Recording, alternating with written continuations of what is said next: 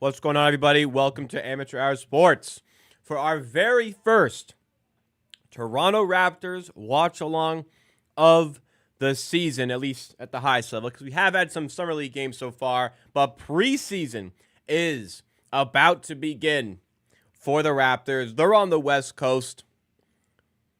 They're entertaining the Vancouver fans tonight, the Vancouver part of the Raptors fan base.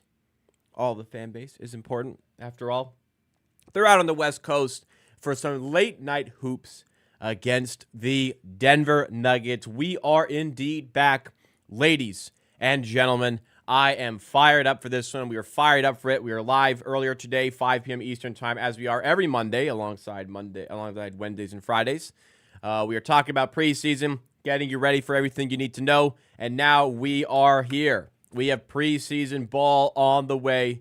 And we finally get to see these Raptors players in action for the first time in a long time. And for the very first time in Raptors colors, we're to see Brandon Ingram hit the floor. And that is going to be fantastic to see. I said it earlier.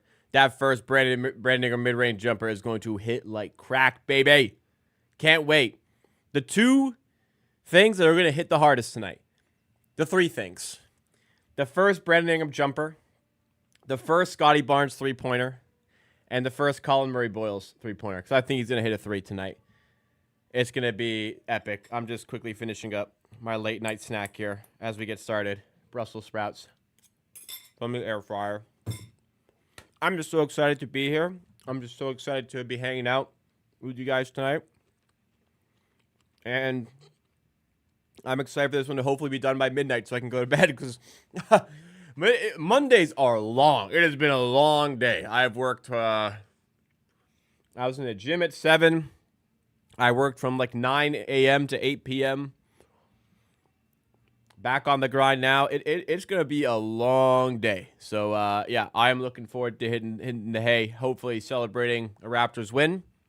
And hopefully, and I'd say more importantly, hopefully celebrating a good Raptors performance against the Denver Nuggets. Spread for this game is -1 in favor of the Denver Nuggets. -1.5, actually, in favor of the Denver Nuggets. Jakob Poeltl's a game-time decision, as is Ulrich Shamshe for the Raptors. Aaron Gordon is also a game-time decision. We may have confirmation on whether these guys are playing now. That was the status last time I checked. Let me look.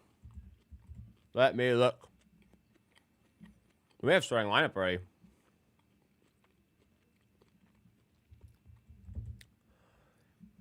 Okay. First source is not Postman Raptors. Second source. So Jakob Poeltl is out, confirmed out for this one. That is a shame. It will be Jonathan Mobo actually starting. So interesting move there by Dark Rajakovic. So it's going to be... you should be able to guess. It's Emmanuel Quickley, RJ Barrett, Scotty Barnes, Brandon Ingram, and Jonathan Mobo. Kind of makes me think they want to just see Mamu in the role they expect him to play, which is off the bench, and see what's, like, just kind of get him used to that sort of setting. That would be why I think they're doing it, but I would say you should probably just start Mamu Kalashvili if Poeltl's out. No? Could have been CMB as well, but you don't want him playing out of position like that for the first game. So, maybe not. All right. Late night snack is done. We're ready to dial in for this Raptors game. We have VE in chat, Raps VE in chat. Thank you for joining. Dale Berry Sports Highlights. Adam S., what's going on? Michael, Joey the Misfit, a stream OG, Joey the Misfit. Spartan Thorn, who was here earlier today when I was live at 5 p.m. Welcome back. Thank you for joining me once again. Thank you for tuning in to the 5 p.m. happy hour stream. We have JK here.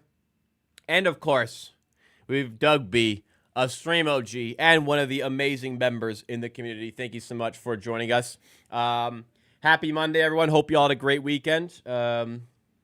That's from Dan Berry Sports Lights said happy Monday. Happy Monday to you as well. Joining us off topic. I mean, I wouldn't call it off topic. We're all, hey, we're Toronto sports fans. At least most of us. How about those Blue Jays indeed? Tomorrow night, Shane Bieber hits the mound with a chance to take the Jays to the ALCS. Oh, baby. I'm excited. I'm excited. Series ain't done yet. Long way to go. But, hey, we're in a good spot. Let's hopefully get over the line. Get to the next round. Home seed the next round as well if we get there. Whew. It's exciting. The air in the city is fresher these days. Figuratively. But, yeah, I just hope the Jays get it done. It'd be a crushing blow to bow out from here. Let's hope they just get the job done. But, yeah, I'm pumped. The Jays have been great. 2 fantastic games to watch. Let's hopefully keep things going. As I said, I'm not going to repeat what Joey said. Hey, it ain't done yet. We got a lot of work to do. We got a lot of work to do on the Jays. Right now, we also got NFL on. I've got them on my phone here. I'll call it my third screen. First screen is Raptors. Little sliver of the screen is chat. I got my laptop here to run the stream. And my phone here for the football tonight. I actually don't know the Denver Nuggets starting 5. I should probably look into that. Aaron Gordon was a game-time decision. We will see if he is going to be ready to play. Let's see the latest on... Okay, here we go. We do have the Nuggets starting 5. It is Jamal Murray, Christian Brown, Cam Johnson, Peyton Watson, and Nikola Jokic. So, indeed, Aaron Gordon is out, injured for this one. If you're just joining us or joining us a little bit late, no problemo. Raptors starting with Emmanuel Quickly, RJ Barrett, Brandon Ingram, Scotty Barnes, and Jonathan Mobley because Jakob Poeltl is out injured for this one. The broadcast has not started just yet. The game starts at 10 p.m. I don't imagine they're going to be doing much pregame festivities for a preseason game. So I think it'll just 10 p.m. they'll get started, and hopefully the game is underway by 10:05, and hopefully the game's wrapped up by midnight, and we can go to bed. Get some sleep in. Yeah, Jakob Poeltl injured for this one, unfortunately. So, yeah, Alex Way, you and me both. I'm up early. I was planning on going to the gym in the morning, but I don't think my body will last the entire day. And the Jays are playing. I don't think my body can handle an early morning gym session. Unfortunately, I might just be getting some steps in the morning instead of the gym. I've been trying to get in more often these days.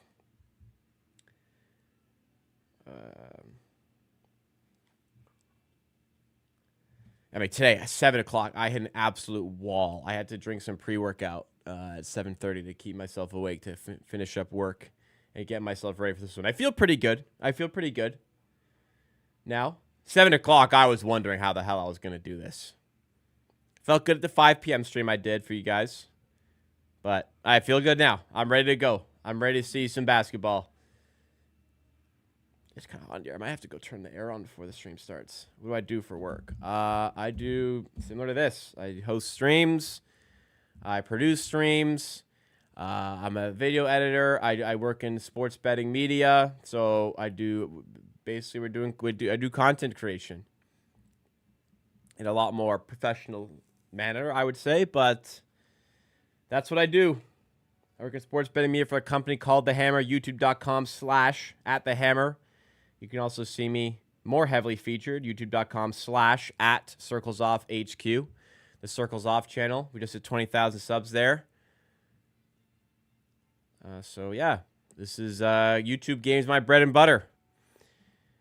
It's my 5 to 9, it's my 9 to 5, and it's every other ungodly hour that I'm doing work. Thank you for asking. Oh, man, I forgot. Bruce Brown is on the Nuggets. We might be seeing... We might be seeing Bruce Brown against the Raptors today. I had not even considered that. Jakob Poeltl, yeah, it's on TSN today. Jakob Poeltl will miss the first game due to a sore back today. So I don't imagine that's something that would have kept him out of an NBA game, regular season game. But for what it's worth, he is out for this one with a sore back. Hopefully he is back for the next one. Important player to miss, even with the additional depth in the position. Game starts at 10 p.m. Eastern. That's what it says as the schedule. Does that mean the game will start at 10 p.m.? I don't know. Doesn't always mean that's the case, but it's supposed to be 10 p.m. Eastern. The game, yes, TSN 4. I have it on. Yeah, Joey, I think it's best you retract that statement about the Jays. Let's come on. I mean, for me, I was like, when I was, what'd I do? For me, I was watching the Jays game on Game 2, and there was all these Jays fans just going crazy, like talk about like the next round, talk about like the series being over, making fun of the Yankees. I'm like, what are you doing? We aren't even through Game 2. I know it was 11-12 nothing, but are you not from the city of Toronto? Are you not a Toronto sports fan? Do you have any idea the turmoil we have been put under in our history as Toronto sports fans? There's no way. Hey, I don't even know what the score would have to be for me to say the game is over, let alone the series is over in the middle of Game 2 in a best of 5.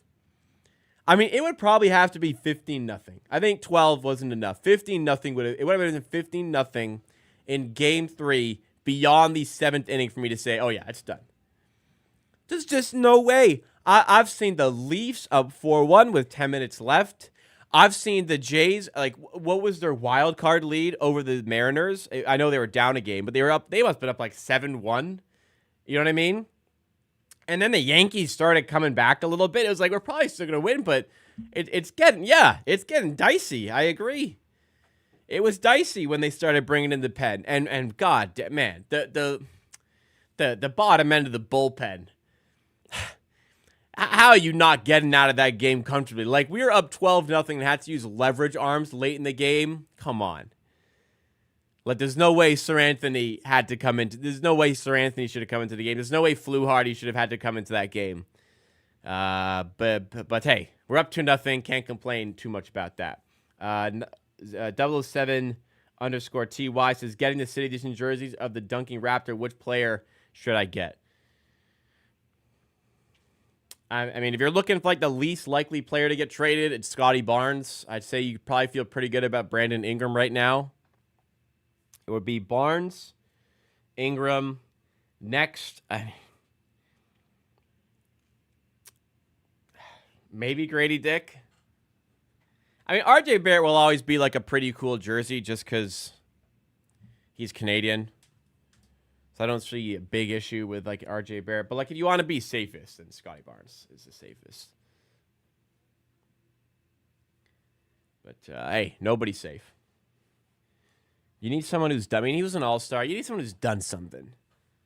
The jersey will always be relevant. I mean, after the championship era, it was sweet. Buying jerseys was awesome because like you could just buy any player who won the chip, and then no matter what happens to the player, unless you know they kind of like flip off the fans at a game, that jersey works because, hey, that is a champ. This guy helped us win an NBA championship.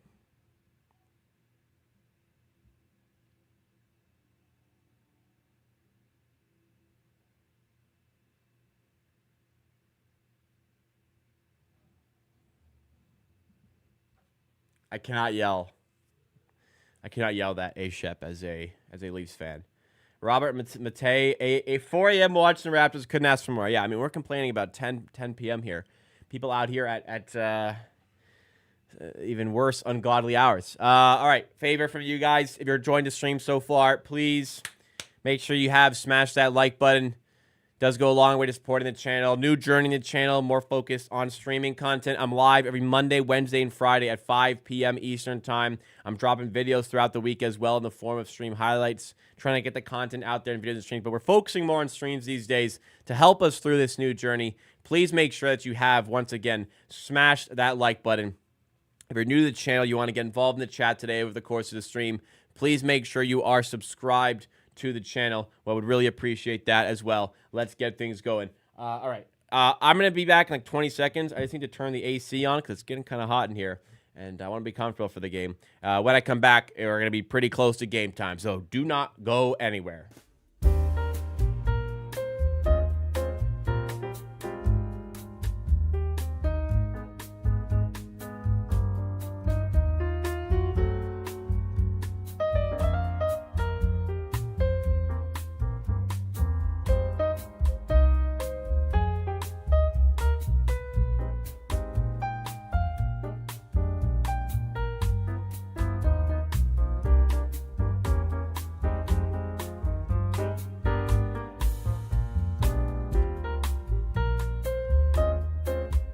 All right. Close to game time. Let's see what they're saying on the broadcast. So it's obviously 10:02 and the game still hasn't started. So you can forget about the 10 p.m. start time it was supposed to be.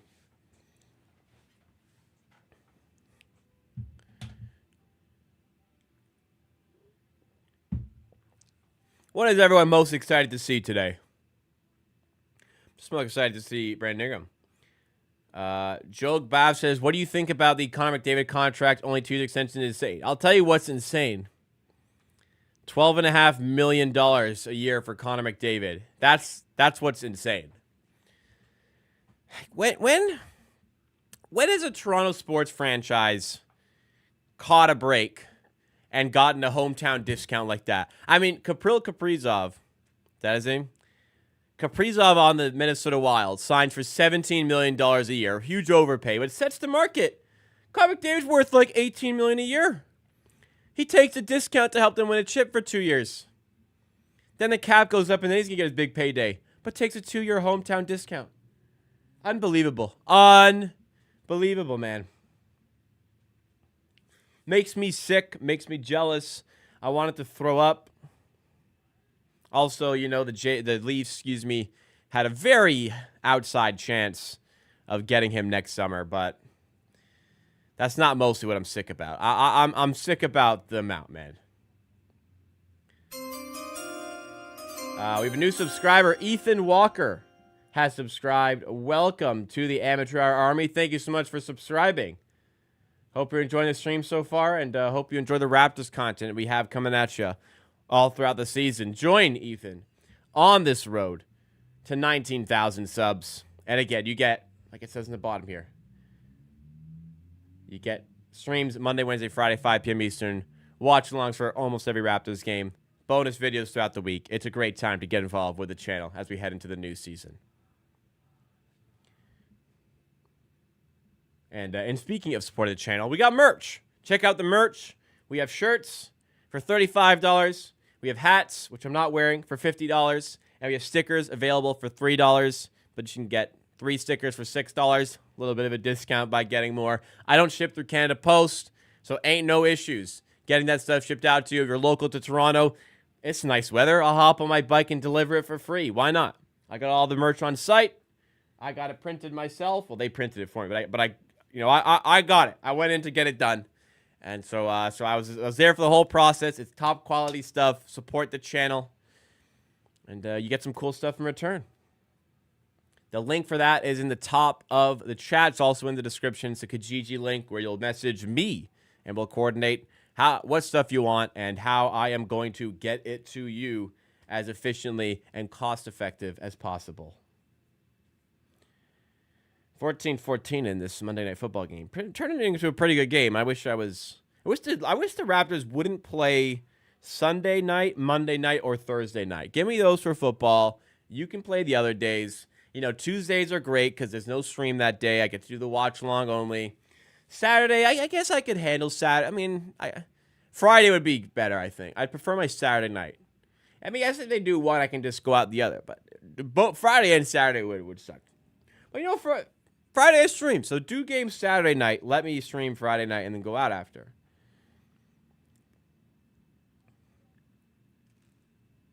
Vancouver crowd looks excited. I'm a little bit curious on the ticket prices for this event. I do feel a little bit bad for Vancouver fans having to pay these ticket prices, but it's the only time they'll ever get to see the Raptors. Like, every 4 years they get to see the Raptors, it would seem. So this is their chance. Tickets are going to be expensive. All right, let's see. I think Montreal, like at game time, the cheapest ticket was like in the 200s. For this Vancouver game on Ticketmaster, the cheapest ticket, the get-in price for this event is 339 Canadian dollars.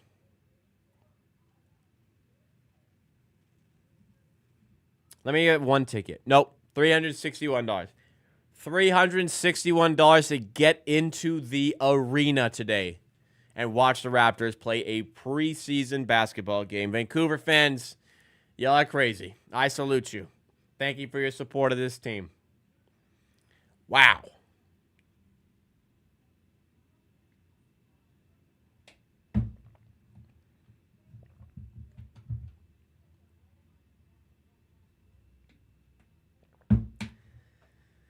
That's some crazy price. But hey, when the Raptors are only in town once every few years, if even that, this is your chance. I mean, personally, I wouldn't be paying that to go to a preseason game, but good for them. Vancouver Grizzlies confirmed. No, I mean no. If the NBA expands, it's going Vegas and then maybe Seattle. Like Montreal fans, like look how many like last year, because I think it was in Montreal last year, the year before. Like, how many fans turn out for Montreal? Montreal needs a team. It's like, there's probably others that should get it first.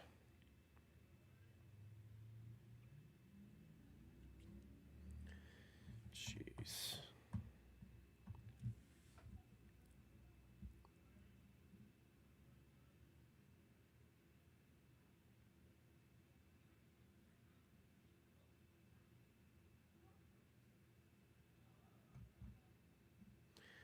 All right, 10:08, and this game still hasn't started. Come on, man. I thought it'd be like 10:10 we'd be starting, but it looks like we're not even going to hit that mark. Why even schedule it at that? Why even do that? I don't understand. Anyways, well, I'm sure I'll bitch and moan about that a lot this season. All right, guys, we have how many people? 75 viewers. Thank you so much hanging out with us. But 22 likes. Let's pump those numbers up. Let's get this stream up to 50 likes ASAP. Help drive us up in this YouTube algorithm. Yeah, I mean, if you're in Vancouver, it's a sweet start time. But yeah, they are called the Toronto Raptors.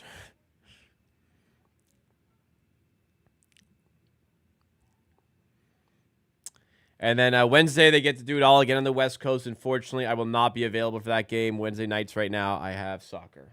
So, nope, not available.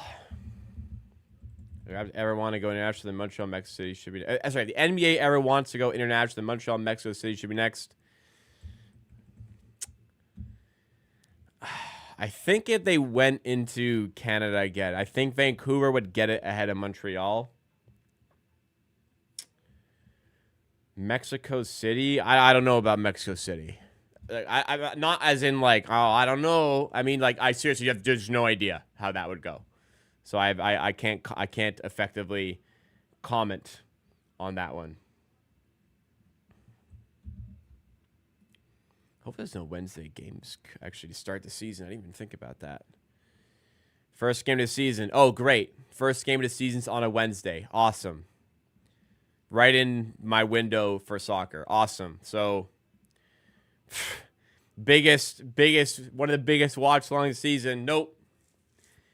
Can't do that one. Great. Well, I'm going to miss that one, and but I'll be there for the Friday game.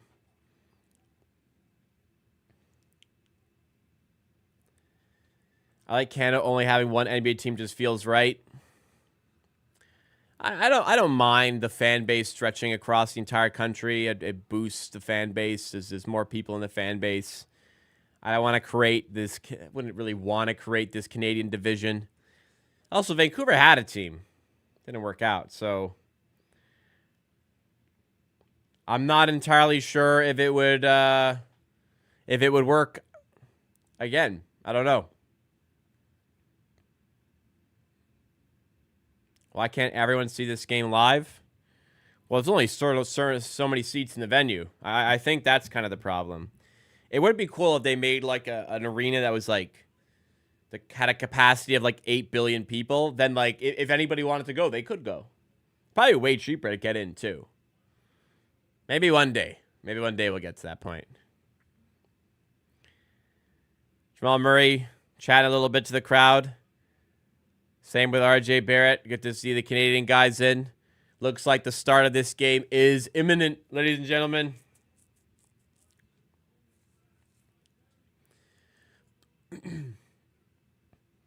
I mean, they didn't really say... They were talking. They didn't really say anything. But, all right. Hype me up. Raptors starting five. Manuel quickly. RJ Bear, Brandon Ingram, Barnes, Scotty Barnes, and Jonathan Mobile because Yakarel's out with back soreness. And for the Denver Nuggets, it's Jamal Murray, Christian Brown with a new look. Looking like more like me. Cam Johnson, Peyton Watson, and Nikola Jokic. I am pumped for some Brandon Ingram minutes. This game is available on TSN. I am watching currently on TSN 4.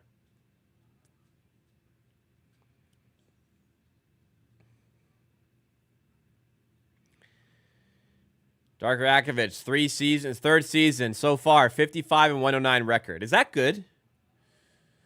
A 335 win percentage?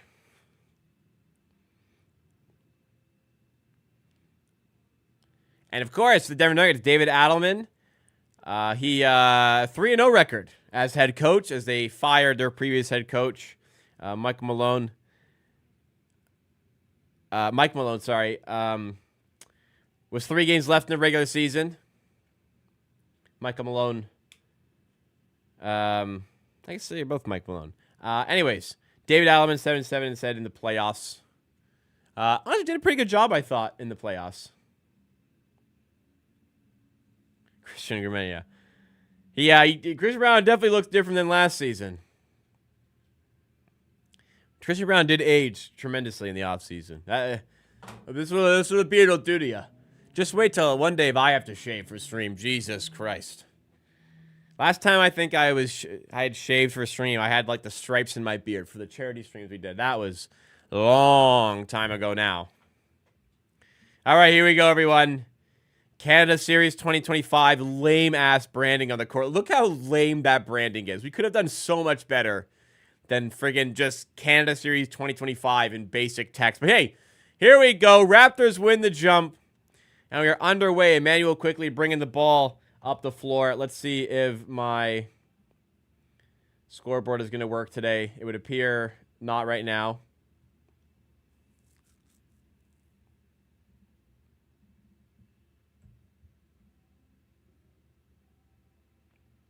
Oh, what have I done? What have I done?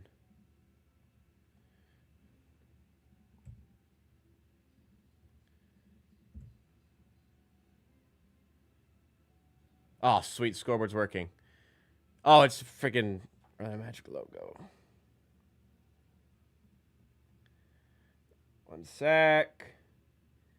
3 balls to go there for the Raptors as I change the scoreboard.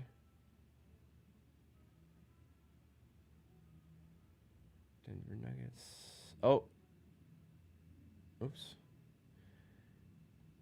And I missed a 3 for the Nuggets. My bad. All right, here we go. Brandon Ingram in the paint. Goes up, and it's off the rim and away. 3-0 Denver early. Cam Johnson looks a little weird. All right, Brandon Ingram heading to the line. Hey, that's good. You want this guy getting to the line, earning some theoretically easy buckets at the stripe. First free throw up for Brandon Ingram is no good. Okay. Okay.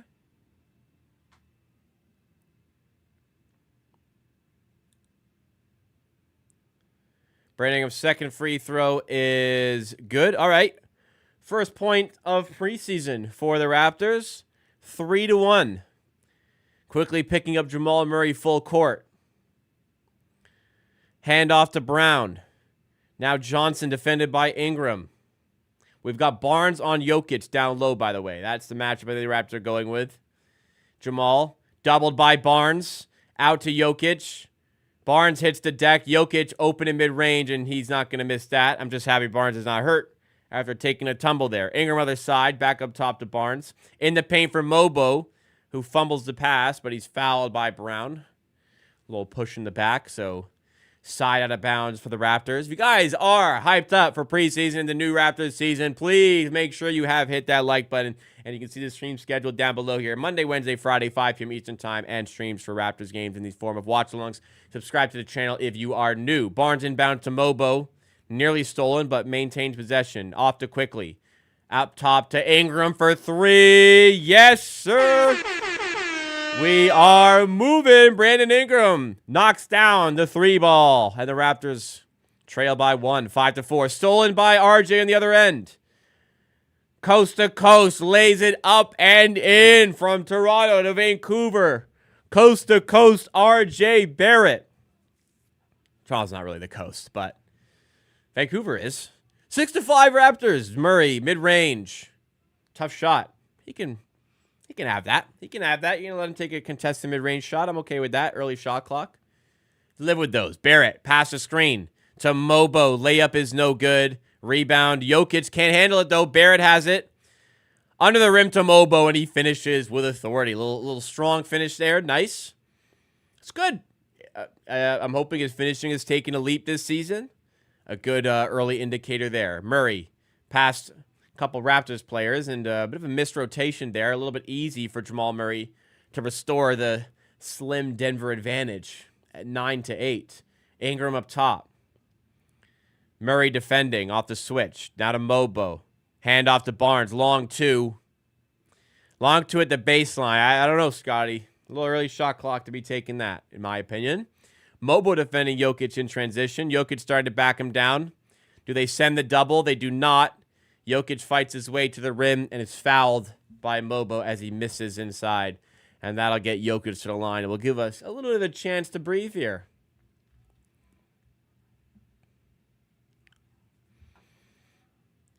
Love the lack of hesitation from Brandon Ingram to take that shot. Got it up top. Open for 3. He's going to shoot it. No hezzy.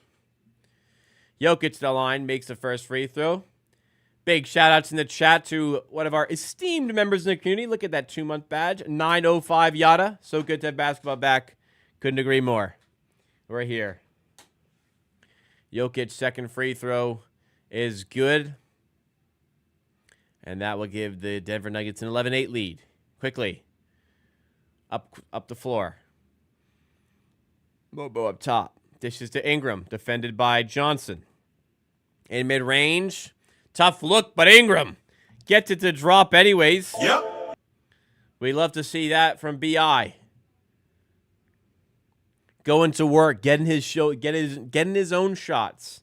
Making the tough one when he needs to. Brown. Outside to Watson. Mobo. You don't need defending that aggressively. Barnes defending Jokic. No look pass. Opposite corner to Johnson.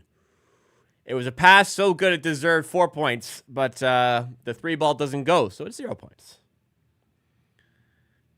Why isn't CMB starting? Because he's not one of the 5 best players in the team. And he's not a center. Christian Brown off the turnover. Or off the transition play, excuse me. Lays it in, 13-10. Barnes to Ingram.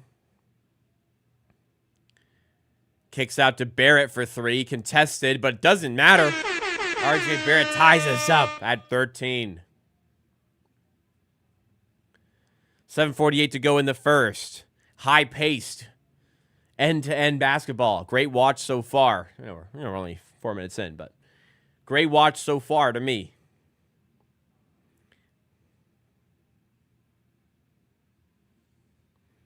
So far, I like the fluidity of the offense. Ball isn't sticky. Players getting it out of their hands, getting it to teammates. A lot of movement. So far, so good. Good early signs. Johnson, good help by Barnes. Has to bail out to Watson, who kicks to Brown. Open for 3. Little too open. Not sure if Barrett missed the rotation or what was that, but let's figure that one out. Quickly, off a screen. Out to Barrett, backing down Brown. Kicks out to Ingram. Going to slow it down here.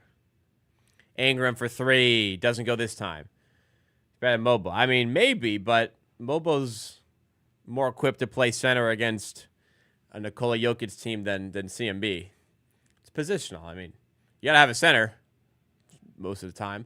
Jamal Murray open for 3. And he knocks down. A couple missed rotations in a row there.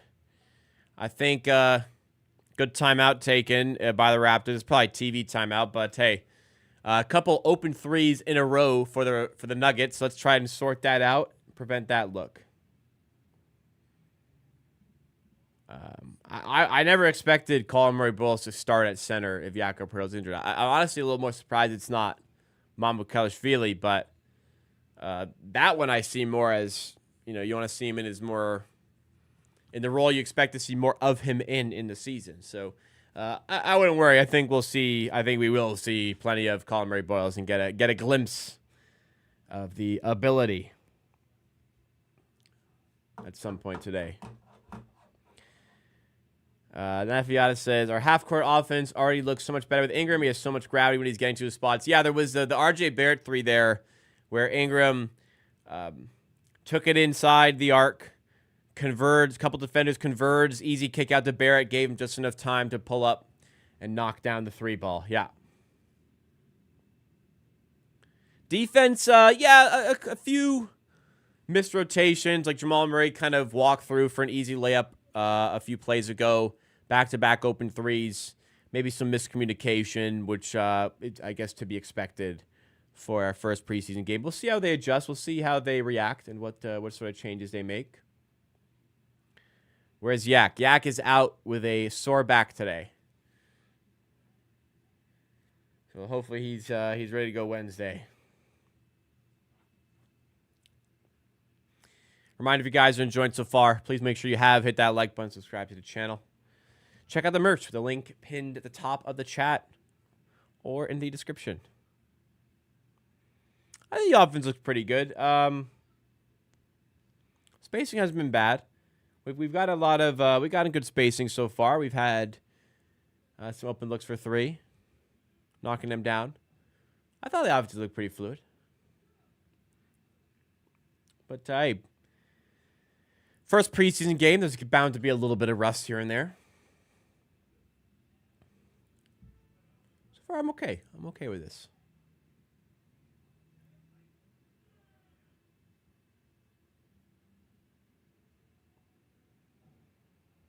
Ooh, how about that Scotty Barnes quote? We have to make playoffs. No ands or buts about it. We have to make the playoffs. I like it. Taking some accountability and putting himself out there. We got to make the playoffs. None of this dancing around it like Darko and Bobby were at their media availabilities. What's your expectation of the team? Oh, expectation is we get better every day. No. Expectation is we're getting in the fucking playoffs, man. What do you think we are? We're getting in the fucking playoffs. That's all right. That's what we want to do. Scotty Barnes put himself out there for that. Barrett dapping up the ref. That was weird. All right, back at it. Barrett to inbound. Here we go. Same 5 out on the floor for the Raptors. And it appears no changes for the Nuggets. So starters remain on the floor early.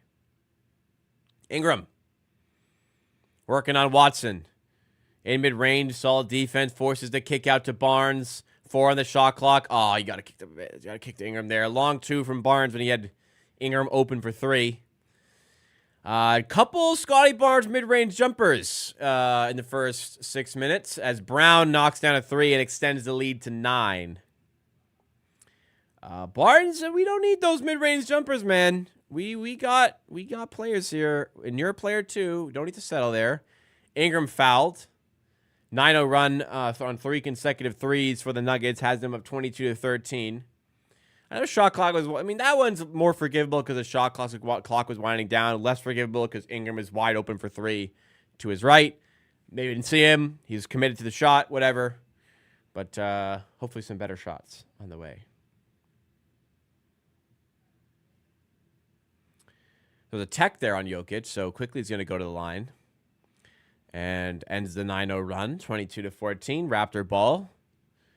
And here come the subs. Sandro Mamukelashvili in for the Raptors.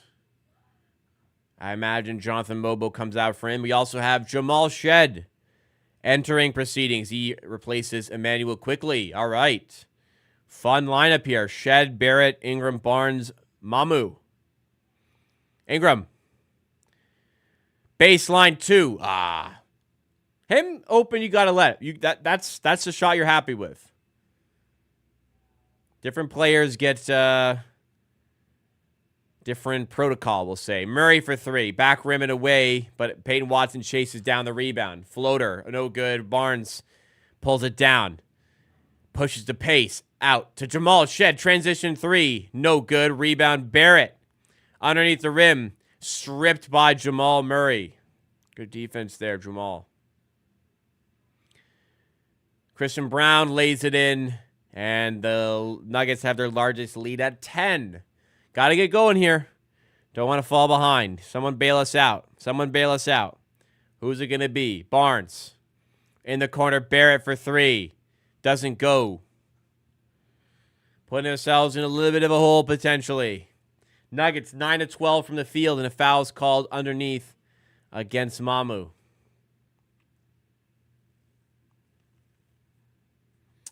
All right, come on. Let's get going. Let's get going. Tech in preseason is crazy. Hey, he's a competitive. He's a competitor. He wants to win no matter what the setting is. And here we go. Colin Murray-Boyles checking in for the Toronto Raptors. Scotty Barnes comes out of the game. Murray-Boyles immediately tasked with defending Jokic. Welcome to the league, young man. All right. Maybe they could have started him at center. Jamal Murray for 3. Bang. Oof. Tough shot. Good defense by Shed. Tough shot. And the Nuggets lead by 13. Ugly early. Ingram for 3. And the Raptors are cold. KK Ha has subscribed. Welcome to the Amateur Army. Thank you so much for subscribing.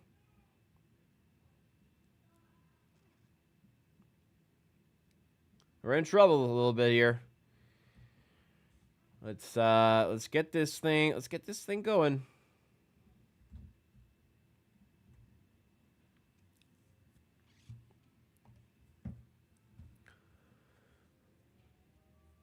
.431 to go. We've already allowed 14. Sorry, we already had 27 points. 14-1 run.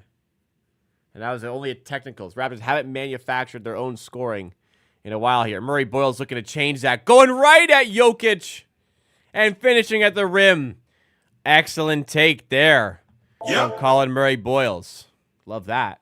Love that a lot. Jokic to Johnson. Flips it up top for Hardaway Jr. No good. Jokic rebound. And we're a little undersized here.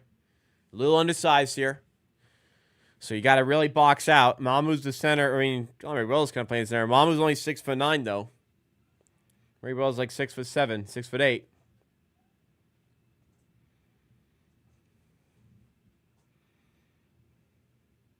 Well, Murray-Boyles landed awkwardly on that layup there.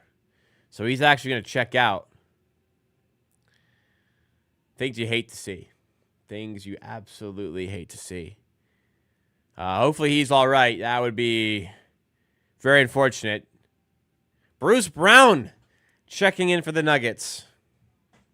As is Jacoby Walter and Grady Dick also in. And Abaji also in. So it's bench unit here of Shed, Grady Dick, Walter, Mamu, and Abaji. There's a possible bench unit here in play for the Raptors. Bruce Brown in for the Nuggets.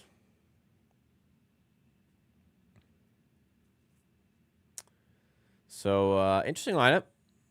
Got spacing, got some defense. Got a lot of spacing. Got a lot of spacing in this lineup. This lineup should be able to get some points. Abaji. And poor pass is nearly stolen, but Shed has it. Gets it to Walter for 3. And then Raptors, another offensive set goes begging. Down 11, 3:30 to go in the first quarter. Brown.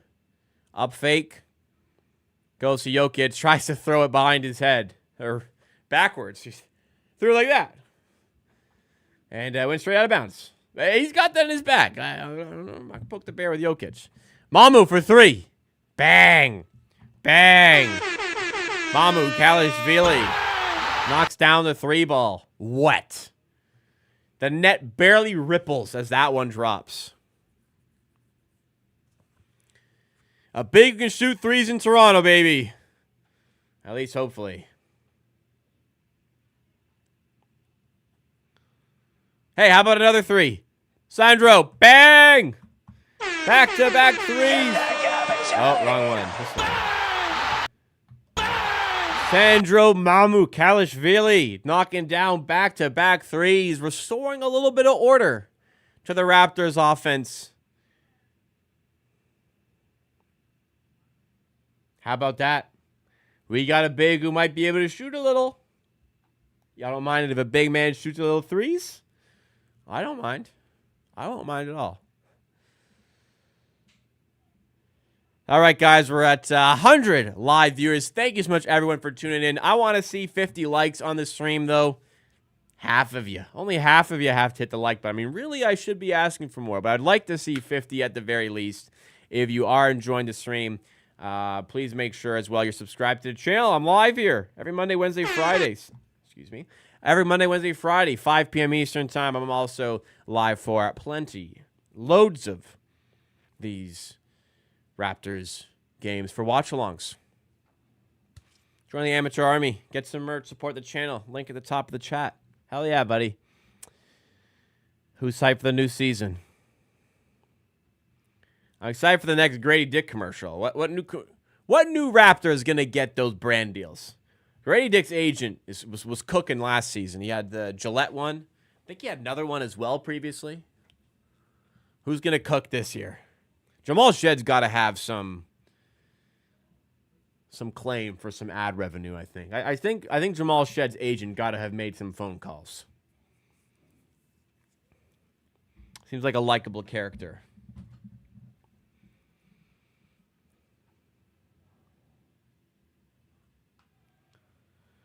Hopefully CMB is all right. Hopefully comes back today. Grady Trojan. Honestly, it's very on the nose, Husho, but it'd probably be a pretty good campaign. Although I don't know, Grady Dick's a real man of faith. I don't know if he could be doing such a thing.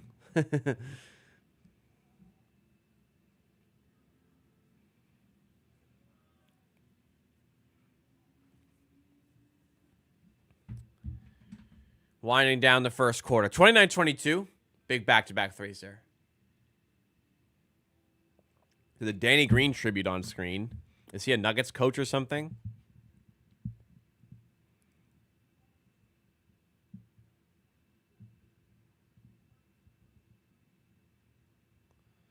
Is Danny Green a Nuggets coach or something? Why is there a Danny Green video up?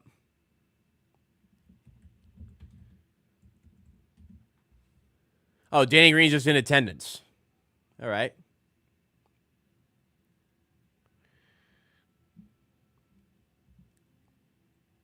What you got to do, everyone, as Kayla Gray is refusing to try and pronounce Mamukelashvili right now. What do you guys need to do is just learn every player in the NBA's pronunciation. That way, if they ever end up on the Raptors, you already know how to say their name. Mamukelashvili, it is pronounced how it's spelt in the end of the day.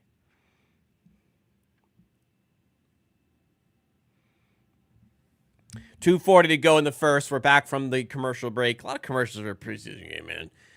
We have, once again, Abaji, Shed, Dick, Walter, and Mamu on the floor. I say Mamu for the sake of time.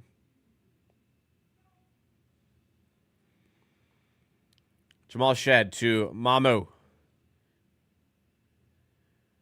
Three ball from Walter, no good. Rebound is won by Grady Dick. Great rebound.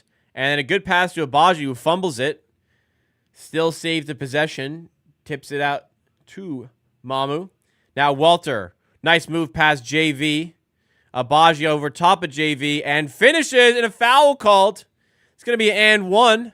Walter fouled on the Abaji hook shot. I think it'll send Walter to the line.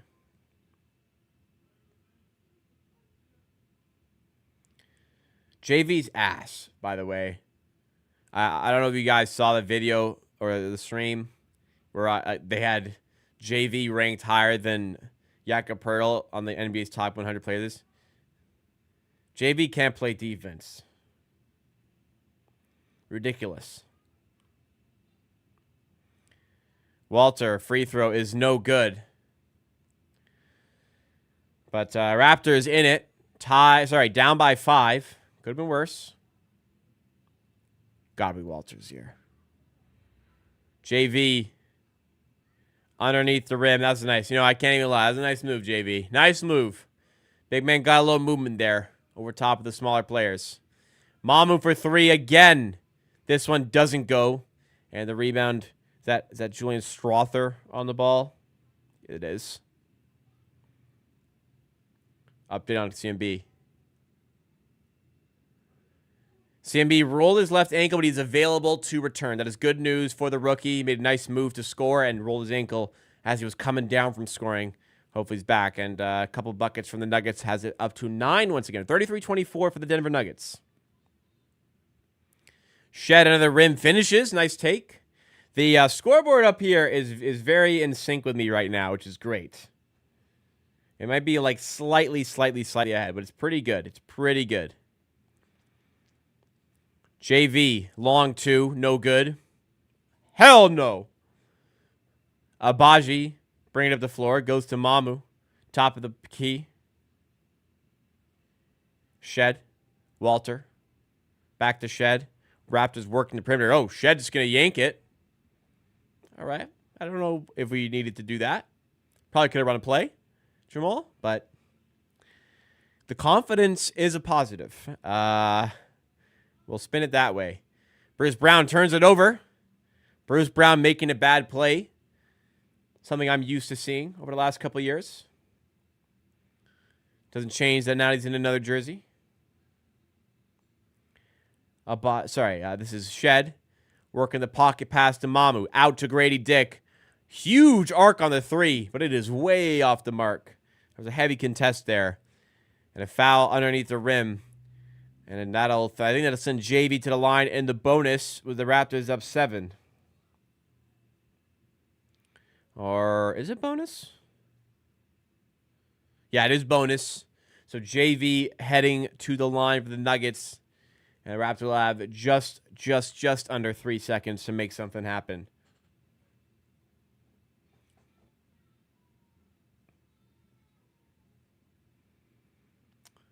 So here's JV at the line. A lot of tough threes going up for the Raptors right now. I must say, yeah. JV knocks down the first three.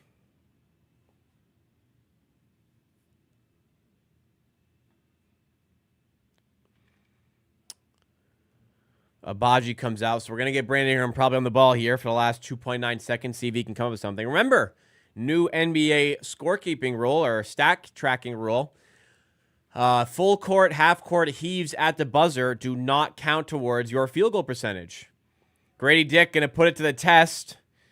Pretty good effort, all things considered. Jumping up, throwing it one-handed there. But it doesn't go, and it will not count towards his three-point percentage. It will be a team three-point percentage, but not an individual three-point percentage there. Just something to think about for the upcoming season. That doesn't really make a big difference, but I think we'll see a lot more heaves. Okay? All right, 34-26.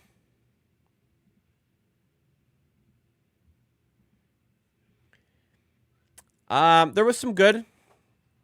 There was some bad.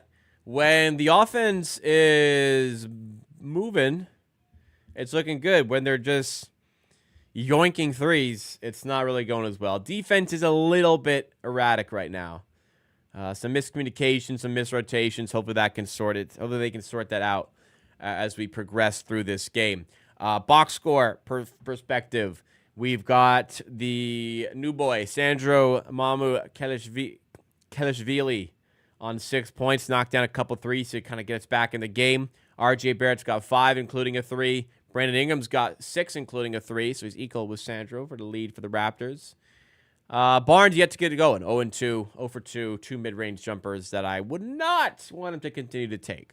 On the Nuggets side of things, Christian Brown's 5 of 5. He's got 2 threes as well, 12 points. Jamal Murray, 10 points. Just, hey, if you give some of these guys some open looks, they're going to make you pay. And the Nuggets have had their fair share of open looks. They're 13 of 20, 65% shooting from the field.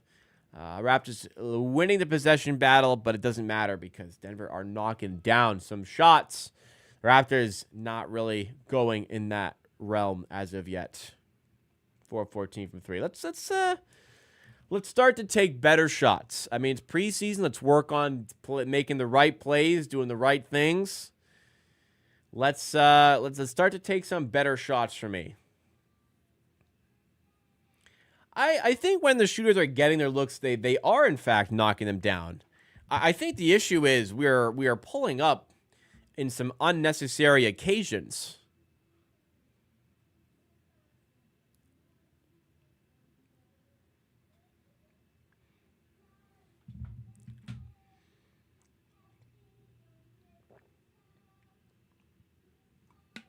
Rowan Barrett in the house. What is that? Clothing piece. It's like a cardigan mixed with like a sport coat, like blazer. That is an interesting piece, Unc.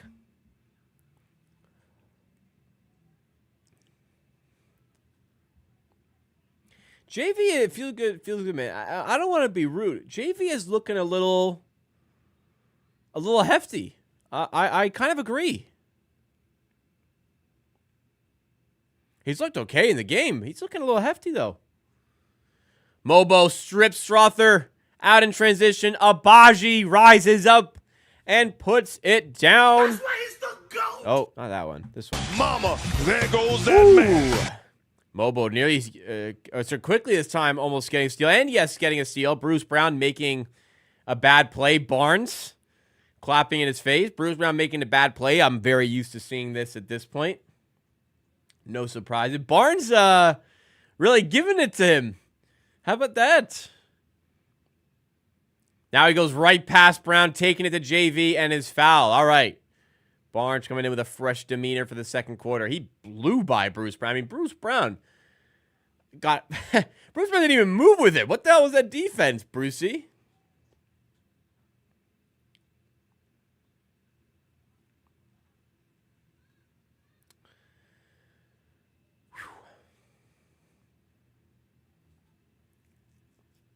Barnes the line. Another missed free throw. Raptors are 2 of 5 from the line, I think, now. Come on, man. Make this fucking shot.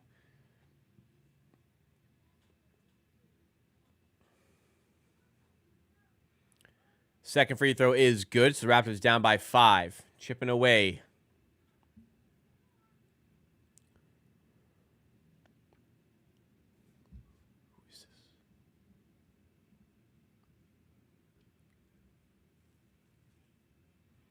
Who is this Pickett guy? Jalen Pickett. Who are you? Google. Is he a rookie? He has 25. Is Jalen Pickett a rookie? A 32nd overall pick in 2023. I've never heard of Jalen Pickett. Oh, scoreboard. Sorry. Brown for 3. Mobo other way. Going right at Pickett. And laying it in. Couple nice finishes by Mobo in this game so far. Tell ya, he's looking more poised than he did last season. Brown under the rim. Makes the layup. Even Bruce has got to make that one. 36-31. Mobo to Barnes. Out to Abaji in the corner. Up fake. In the paint. Other side. Grady. Corner 3. Doesn't go. You missed it by Grady to start. These are the ones you want to see falling for him. Hardaway, corner 3 as the Raptors were lost in transition. And Hardaway gets the and one on the 3 as well. I think Barnes clipped him on the late closeout, or late, trying to chase him down, I guess we'll say. Scoreboard's a little bit behind, but it will catch up.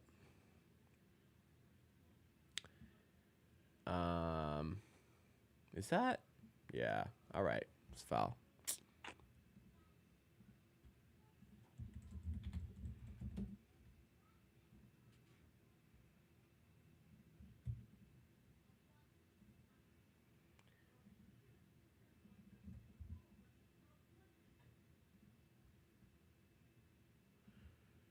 A turnover.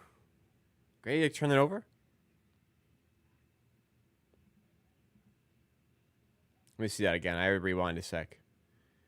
Yeah. Oh, yeah. Just Aaron dribble by Grady Dick that I missed. Not Grady's finest start. I'm going to be honest. On the other end of the floor, off-ball foul calling in JV. It'll be a Raptors ball. Down by 8 here. 39-31.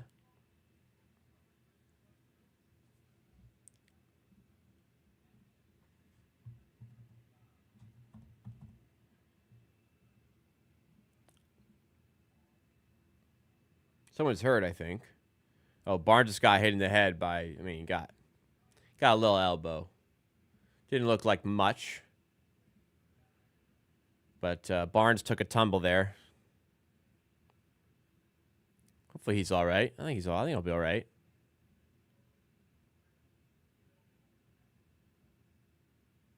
I think he'll be okay.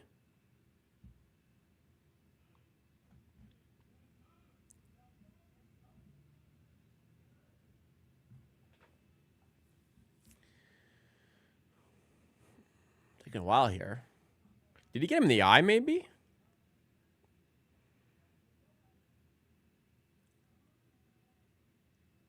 He got a little elbow here. I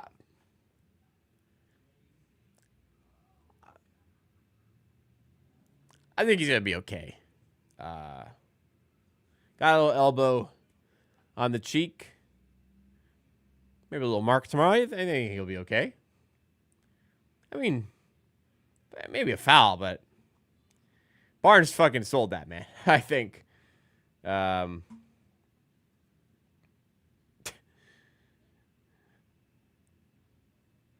Hey, sometimes you gotta sell the call.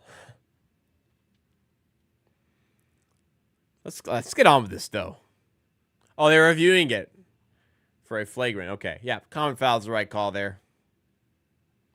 JV's looking a little hefty. Yeah.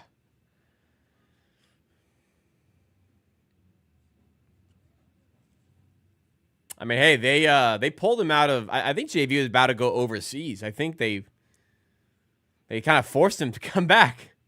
He was trying to sign for. I think he was trying to sign for Panathinaikos in Greece. Funny. I have a Panathinaikos scarf in here. Fun fact. Barnes at the break for 3. Air ball. Oof. Scotty. Tough start on offense. Come on, man. Let's be hitting the rim there. Let's hit the rim there, no?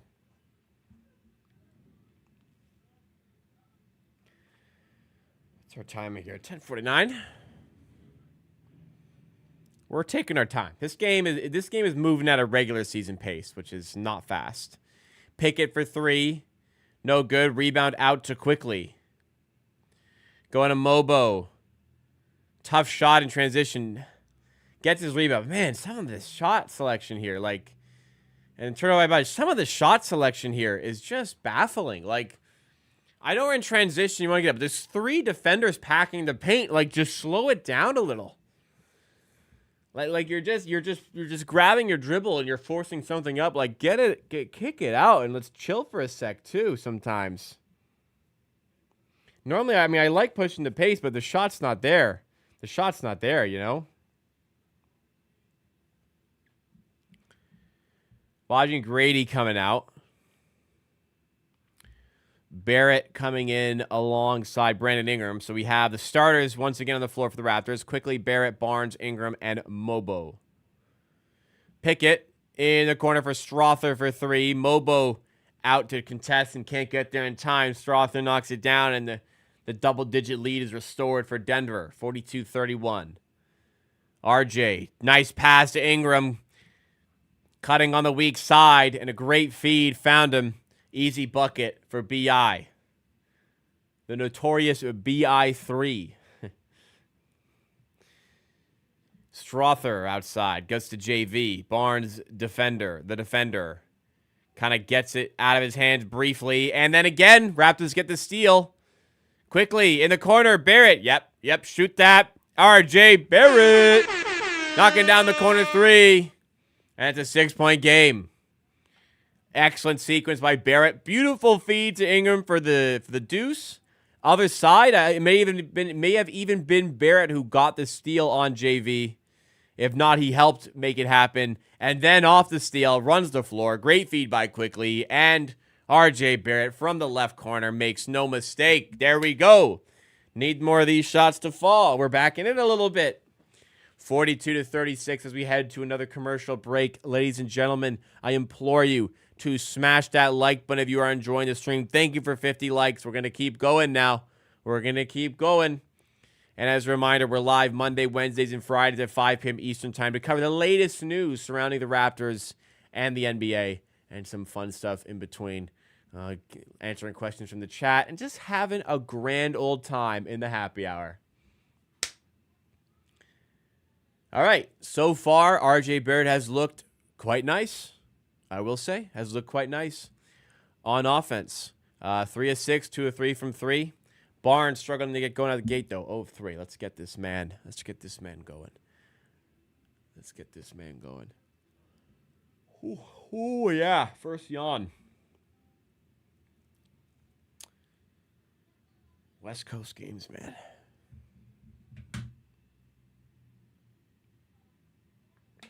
Still a real one. It is the first half of the first preseason game. We are not going to be making any assertions about the team based on 40%, 35% of a preseason game. At halftime, we can just make our claim. At halftime, we'll know for sure if this is going to be a playoff team or not. If Barnes will be good or not. At halftime, we'll know. But we're still a little early, you know. We still have 8 minutes to get there. Then we'll know for sure.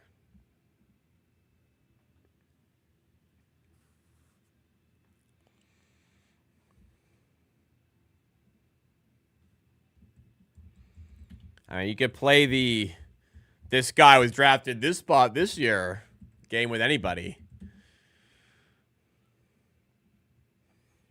There's a certain Serbian on Denver who got picked 41st overall. Same year Andrew Wiggins went first overall. I mean, just saying.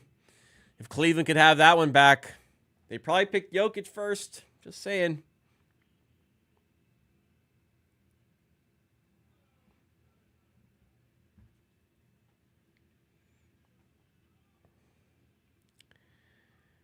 All right.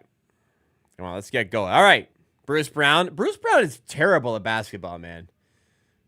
Thank fuck I don't have to watch this guy on my team. Bruce Brown has looked awful tonight.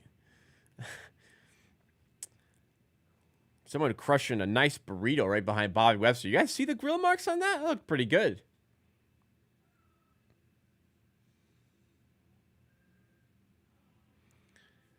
Brandon Ingram. Mid-range. Bang. Love that. Love that. 42-38. He's looked pretty good. Barnes hit in the face again.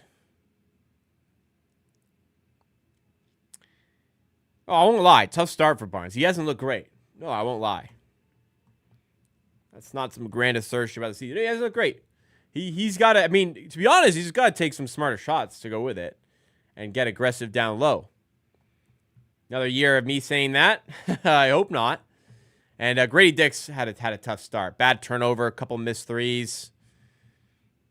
I mean, his offense has to make up for the defense. RJ Barrett, good double on Jokic. They nearly get the steal. A foul's called. Barnes wants them to challenge this. I got to be honest. Barnes is usually not a very trustworthy source for challenges. I think he called the timeout. Looks like they got all ball, to be fair. I think they are going to challenge. Barnes, I mean, he was confident, but let's leave that one up to the coach, okay? I respect your competitiveness here, but let's let the coach decide when we're going to challenge. You know that? Yeah, very emotional there. Very emotional there.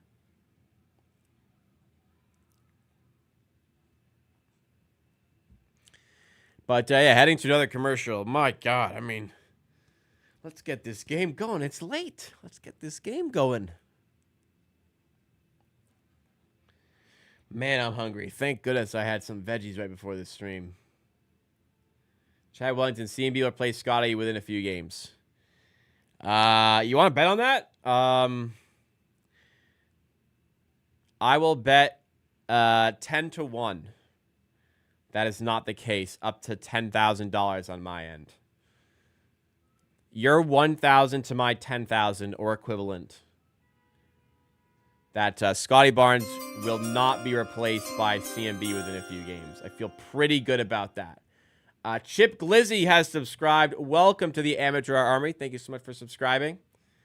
The great thing about sports and like having like a strong opinion is, I mean, you just bet on. You can bet on sports, and you make money if you're right. But I don't think you can bet on a market like that unless you organize it yourself. So I'm power for it. Yeah, I'll give you 10-1, up to 10K on my end.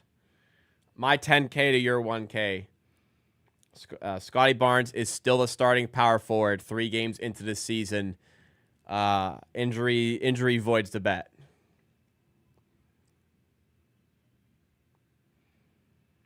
I wonder what would actually have to happen for Scotty Barnes to not start at any point this season. What would genuinely have to happen? Successful challenge for the Raptors, by the way. I don't think there is a way in which Barnes... Oh, obviously, injuries. But I mean, like, Barnes is healthy playing coming off the bench. What would actually have to happen? Like, he could be really bad, and I think he'd still start 82 games if healthy. Yeah, I guess it'd have to be like a James Harden-style tantrum. But then he wouldn't play at all. What would be the situation where he's coming off the bench? It'd have to be like diabolical play. And even, like, how bad? Like, even 10 points per game, I think he still starts. Oof. Anyways, yeah, my social media is up top. Let me know if you want to bet 10-1, Chad, on your take there. I'm very happy to sort out a middleman as well, so we can guarantee the payments. I know people that will do it. Ingram, mid-range, doesn't go. Rebound Murray, and he loses it. And then underneath Mobo, who's looked pretty good down low, misses in tight. Like, yeah, even if he's not scoring, like, there's still parts of his game that's valuable to start. Anyways, enough on that. Let's move on.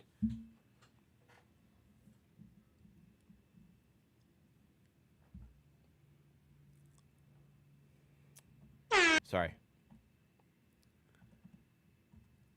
Jokic already has a technical today, and he's kind of tearing into the ref again.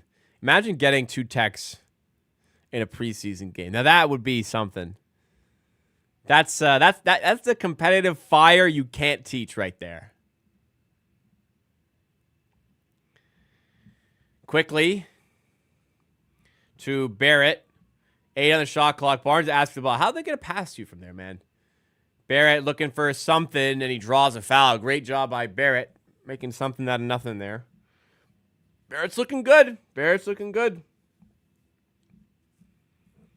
keep it real. Barrett's looking good. It is a good game. It does not have the feel of a preseason game right now. They are both locked in, physical right now. This is good so far. Barrett, first free throw. Man, we still cannot hit fucking free throws. What are we from the line right now? We are 3 of 7 from the line right now.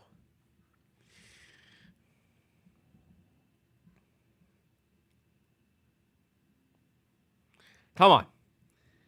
Let's make some shots. Let's make some shots from the stripe. Second free throw is also no good. Oh, boy. Do we ever do an East-West standings ranking? No, but I will have one coming soon in one of our streams. Barrett lobbed up to Mobo, who throws it down. What a play by Barrett once again. Makes up a little bit for the missed free throws. That man. And the Raptors down by 2. Technical? Who got a tech? Someone got a tech. Barnes got the steal on Watson. Mobo to Barrett, back to Mobo, lobs it up, throws it down. He's hyped up. I think it was Adelman who got the tech there because he thought there was a foul on Peyton Watson. I'm not sure. What I do know, it's a 2-point game. It's a big run by the Raptors with Jokic on the floor. RJ's cooking but can't hit free throw. A common occurrence, a somewhat common occurrence when the Raptors are at home at least. And we'll call it, it is a home game. They've got the crowd behind them.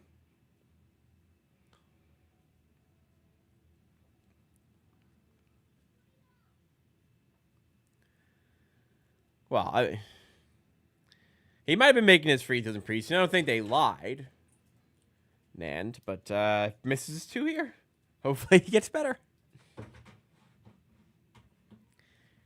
Couple minutes to go. Are we? No, 6 minutes. 6:41 to go in this. This game's gonna end on fucking Wednesday. Come on, man. We got work tomorrow.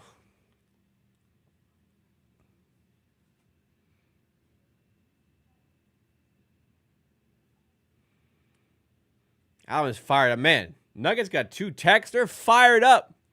It's preseason, baby. It doesn't feel like it, though. Quickly to make it a 1-point game at the line for the technical free throw. And he misses. Raptors are, I think they are 3 of 9 from the line now.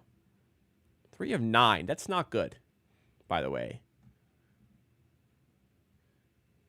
Not good at all.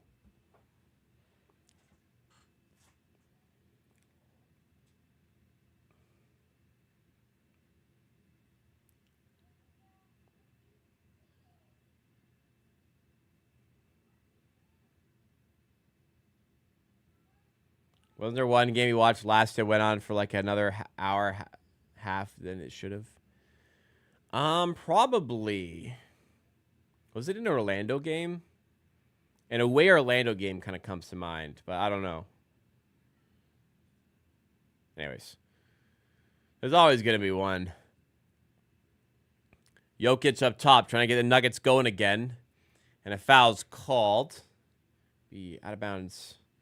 Ball for the Nuggets. This Monday Night Football game coming down to the wire. 28-24 Chiefs. 44 seconds on the clock. 2nd and 10 for the Jags. In scoring distance. I think they're on like the 25. The Chiefs 25.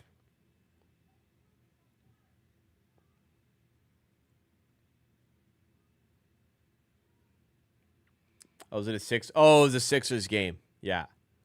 I think I remember the crazy like free throws in that game. So the Jags are on the 12 of the Chiefs, or 11 of the Chiefs, so they are firmly in the red zone. And they did not get this snap off. And they do not have a timeout. They do have one timeout. Did they use the timeout? They did not. That is very, very poor coaching by the Jaguars. 44-40. I love football, so forgive me for talking about it. I mean, they weren't even close to getting that snap off. Barnes too quickly under the rim. Nice move past Murray and gets the bounce. Shooter's bounce. 44-42.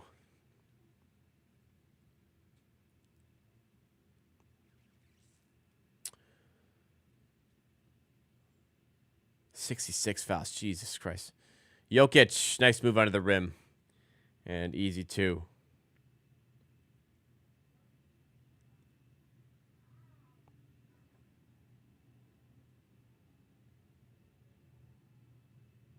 Mamu going at Jokic. What a take. Mamu's looking really good tonight. Mamu's looking real good tonight. Other way, Brown past Barrett. That's too easy. The defense, that's too easy, man. Way too easy, RJ. We're letting Christian Brown cook us. But Barnes, another long two. What the fuck is Scotty Barnes doing? What the fuck is this shot selection?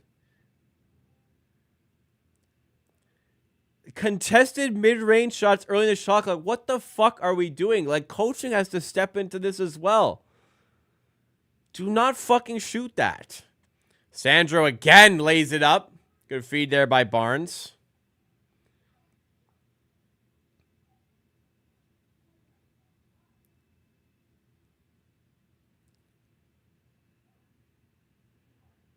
Murray to Jokic underneath. And an offensive foul. Another call against Jokic. Can you foul out in preseason? Does Barnes make a shot? I don't think so. No, 0-4. He's taken 1 3 that he airballed and 3 long twos. He has yet to take one at the rim. I mean, we can't do this. I mean, we seriously can't do this. We cannot do another year of Barnes mid-range jumpers. It just is not going to work. It isn't going to work for him or us. Ingram, turnaround 2, tough shot, air ball, rebound Jokic, heaves it forward and he's fouled. Oh, the Chiefs just...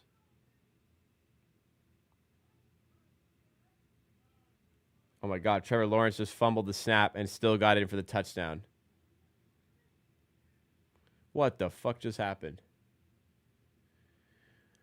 I mean, Peyton Watson's a good defender. Like, it's not a simple matchup for Barnes, but also, like, try to back him. Try to get him down. Like, you're bigger than him, at least.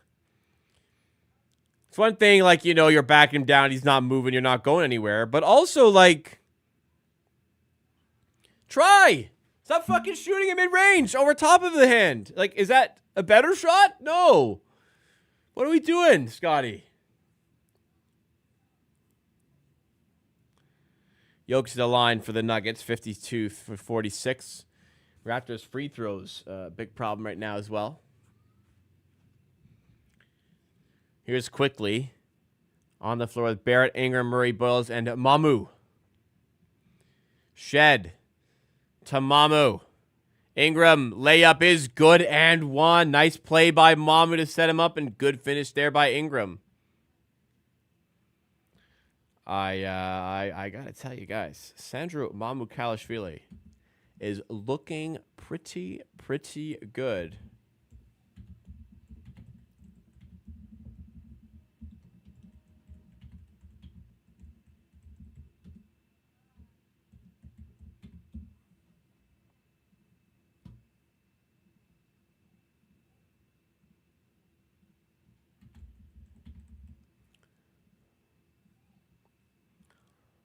(52-49) after finally a free throw falls for the Raptors. Christian Brown. To Jokic. Defended by Murray Boyles. And he fouls Jokic. This Jokic guy is pretty good. I mean, Barnes is like bringing like this energy and aggressiveness to everything except for his touches. I just don't understand. He's being very aggressive defensively. He's being very aggressive in like just his demeanor off ball. And then on ball, he's just settling for the worst shots. I don't get it.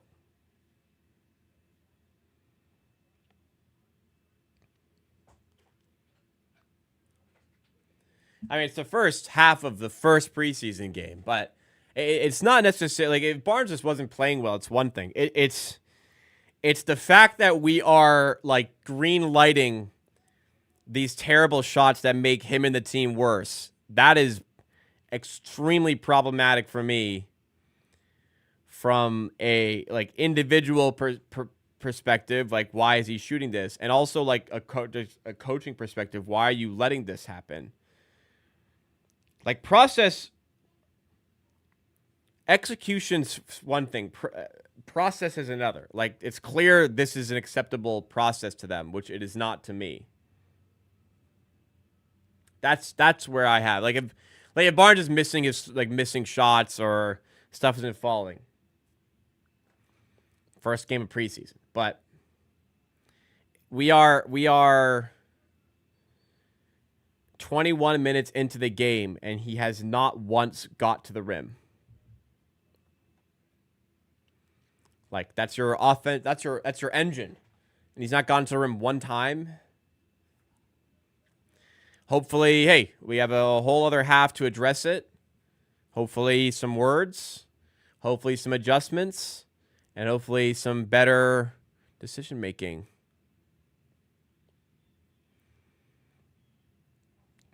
Cam Johnson's step back three is good. And it's 56-51. Shed to Grady. Steps inside for a short two. Doesn't go, though. Grady Dick, another one struggling. See, Grady's taking... I think that's a fine shot. Grady's taking good shots. They're just not falling. I can forgive that. The three ball isn't falling. The shots just aren't falling for him. That was a missed call. But, no, for Barnes, I just don't understand the decision-making on some of these shots. I mean, he's looked fine on defense. He's looked good on defense. He's looked good on good at passing. It's just the shot selection isn't there right now. Do I risk inter preseason? This feels like a cop-out answer. Like you're playing. You're playing ball. Go to the rim, make the right decisions. What are we doing if we're not making the right decisions? We're not learning. We're not getting better.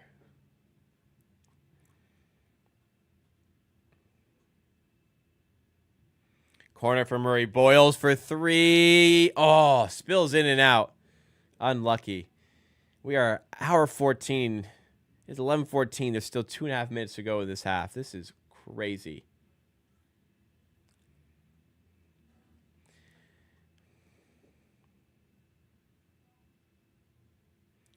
Oh, man. Tough bucket. Jamal Murray opening it up a little. 59-51. Jacoby Walter in the corner. Haven't seen a lot of him. Minutes and touches wise. Shed in the corner to Mamu. Misses the three this time. Johnson to Watson. And he's fouled by Shed. Is that bonus? Might be. I mean, Mamu's all over him. Tough bucket. Sometimes it's a tough bucket that goes.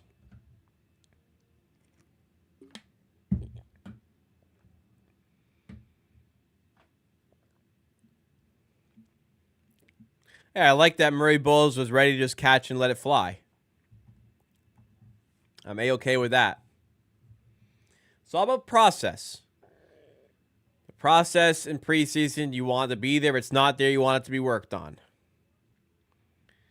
Raptors calling a timeout late in the second. This is going to be like the longest preseason game ever, man.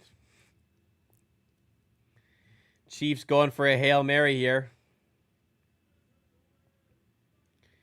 And it's not even going to reach the end zone. And that'll do it for Monday Night Football. The Jags. Duval. The Jags beat the Chiefs.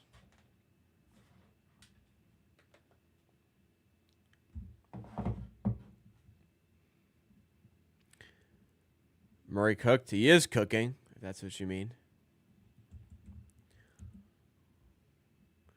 I'm rusty. First halves don't usually take this long, do they?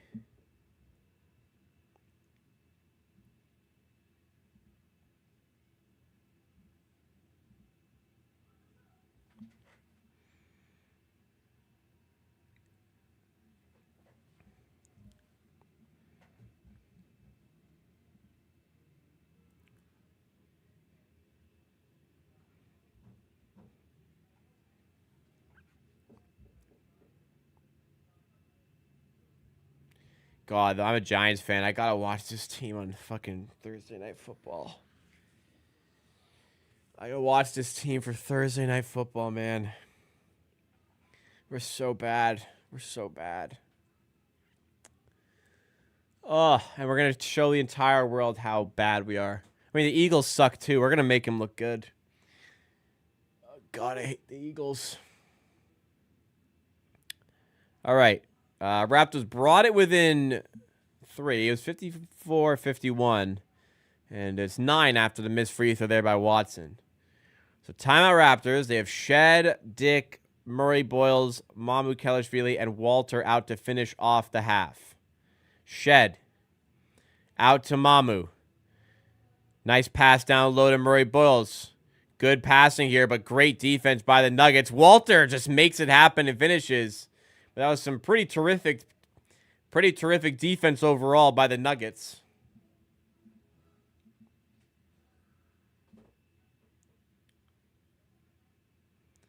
Jokic lays it in. It's just a little too easy once again for the Nuggets. I mean, it is Jokic, to be fair. Shed to Grady. Another good look for 3. This time, he gets the fall. All right. Keep shooting. Process is there. Keep shooting. Getting good looks. Keep shooting. And we get one to fall there.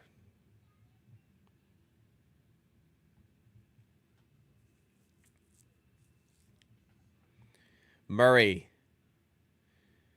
And stolen away by Walter. Now Colin Murray Boyles. Back to Walter. Now Shed.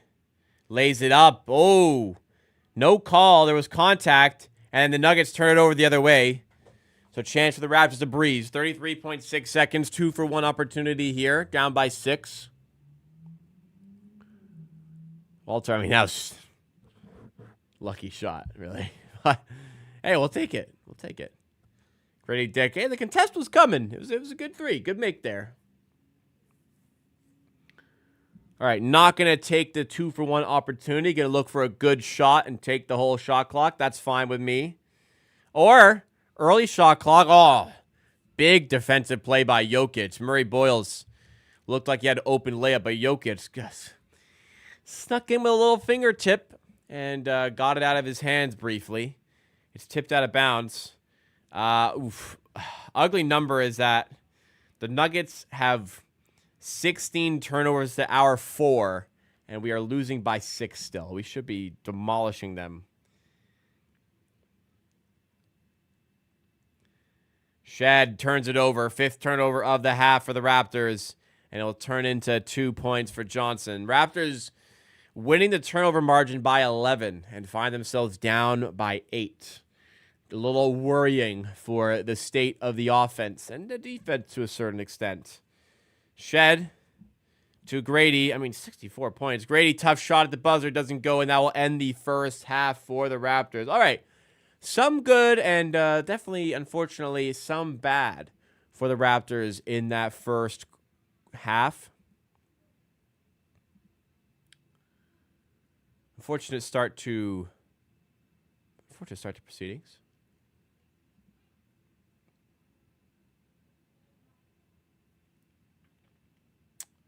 A lot of game to go. I mean, how long does that first half take? 11:20 to get through the first half there of a preseason game. I thought like preseason games would kind of motor along, less commercial breaks. I was wrong. They are treating this like a regular season game. All right, let's talk about what we saw from the first half. First quarter, I felt like the offensive process was pretty good by the Raptors, trying to get good shots up.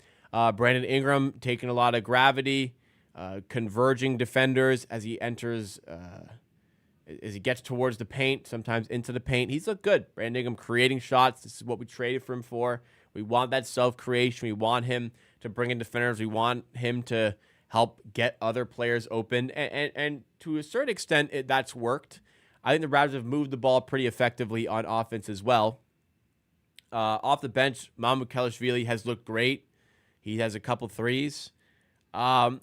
Defensively, let's finish offensively. Offensively, where there's been issues, the only 2 players that have kind of sticked out as not playing very well are Grady Dick, who's 1 of 5. But like Grady Dick's getting good looks, shots aren't falling. Like, yeah, like get them to fall. But at least the process is in the right place there. At least the decision making is in the right place there. The unfortunate side of things will be passed on to Scotty Barnes because he's 0 of 4 in the first half. He has 1 point. He was 1 of 2 from the line. Yes, he has 3 rebounds. Yes, he has 3 assists. Yes, he has 2 steals and only 1 turnover. But like the shot selection from Barnes has been extraordinarily suspect. 2 early shot clock long twos, heavily contested. 1 kind of late in the shot clock, contested 2, but also like Brandon was wide open.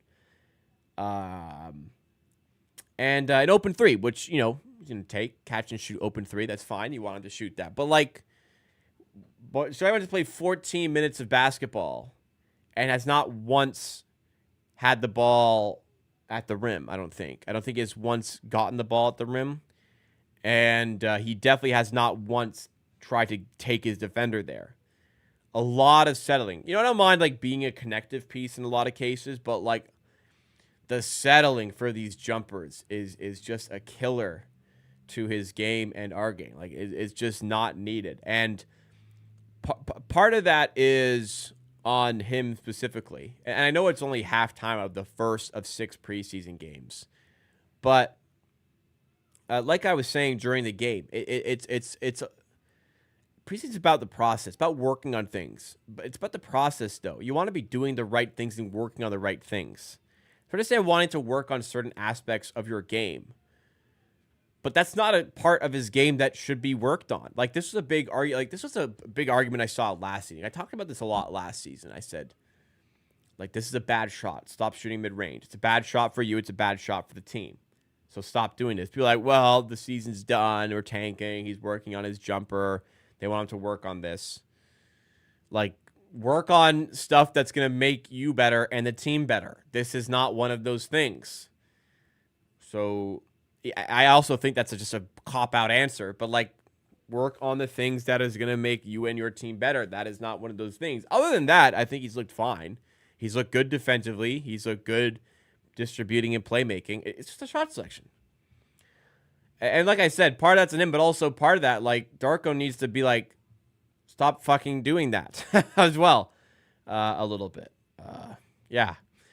Struggling a little bit on the interior without Yak. That is absolutely to be expected when your starting center is missing.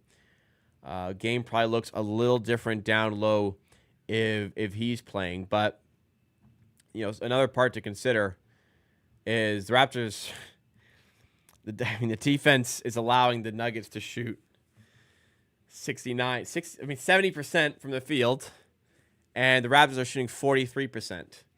The savior once again for the Raptors is the turnover battle, where they are plus 11, 16-5.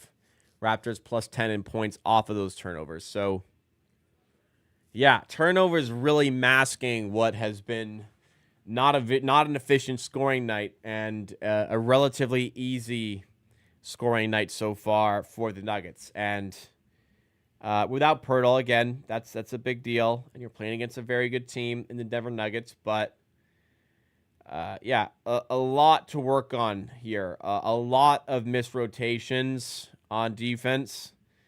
And granted, some tough shot making by the Nuggets, but there's still, like, some missed rotations out there. Which hopefully we can sort out in the halftime break. Let's go through the box score from the first half. Christian Brown, 6 of 6. RJ has kind of let a couple open looks go his way.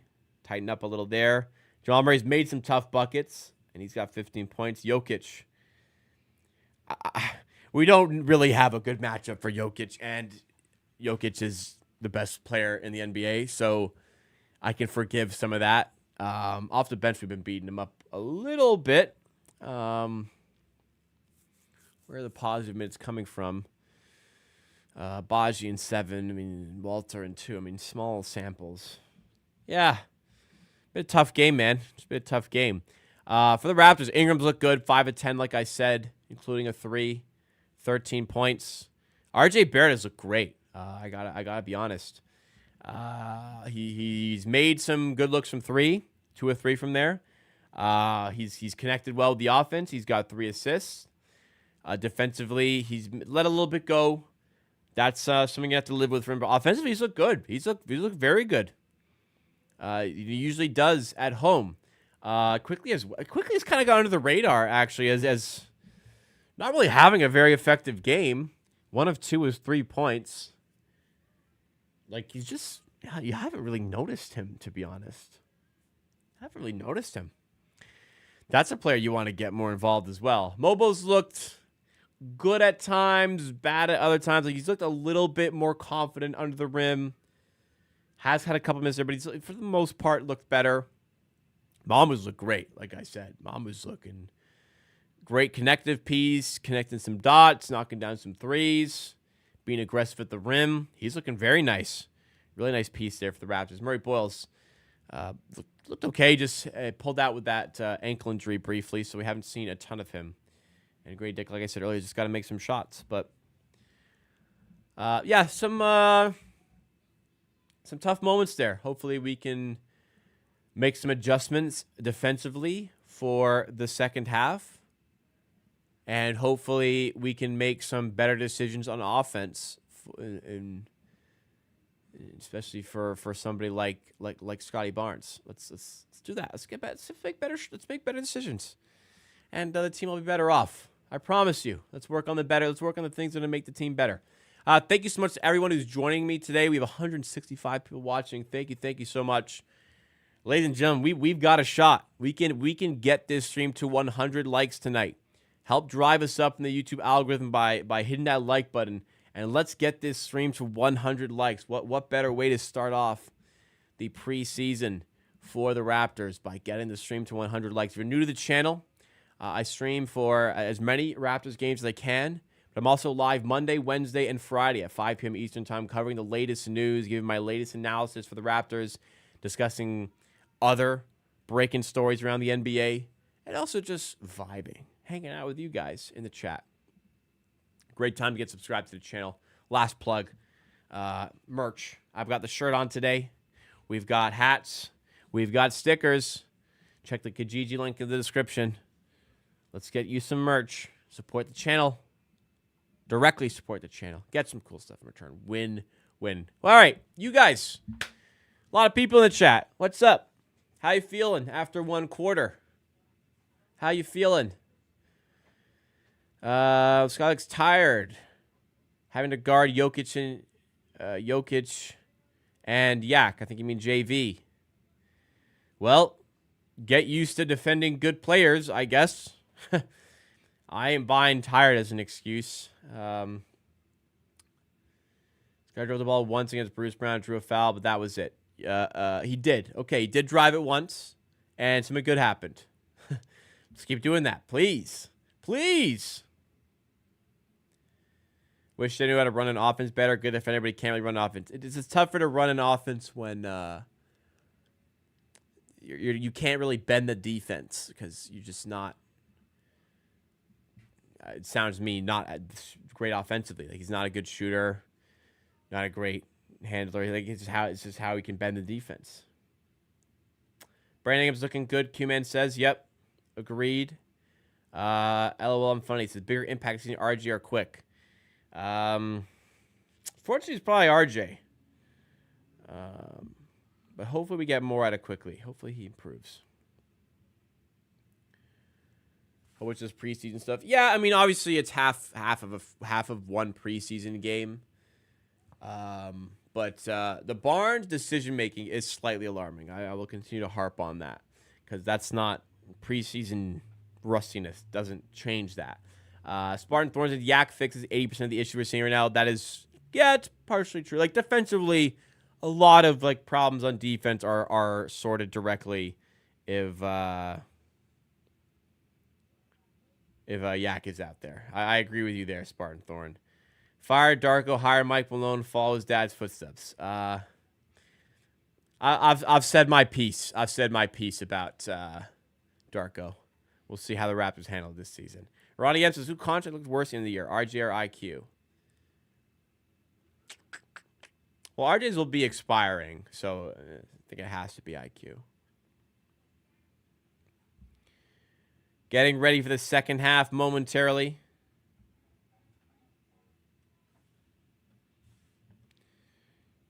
We have Matty D. Well, at least we should be getting back soon.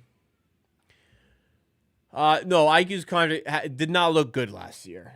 Can't deny that. A lot of time to make it look better, though.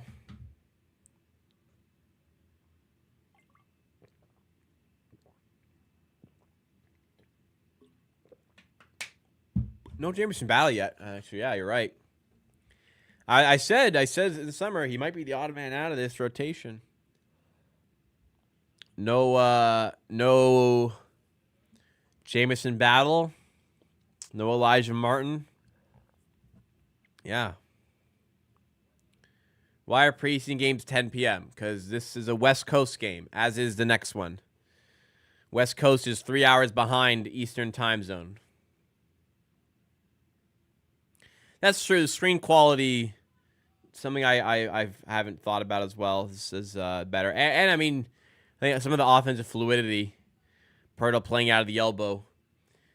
And Pirtle dragging some guys out of their locations down low, maybe setting some screens there. Yeah, Pirtle helps a lot. Pirtle's very good. You really miss him when he's not there. For sure. Is LeBron retiring tomorrow? I'm pretty sure that it's going to be an ad. And he's baiting the league. I think that's what we saw with RJ Barrett, or with LeBron. It could be an Amazon Prime package as well. That one right here. What could it be? Nothing fun. Nothing fun for you guys. Just, well, I mean, it's a cord for my camera. So, I've taken on the new venture of streaming more often than doing videos. So I bought a cord that will hook up my usual. So I stream with a webcam. Good webcam. But I have a much better camera that I use for videos that I'm going to hook up directly to my stream now. So I bought a cord that is going to help me do that. So hopefully next streams look a little bit more crisp. LeBron retired the 2028 Olympics. You know LeBron's getting to 2028? I don't think he's getting that far. Isn't he 40 yet? Or is he turning 40 next year? He's already 40. He turns 41 this year. Now it's December 30th. LeBron turns 41 this year. I don't think he's making it to the next Olympics.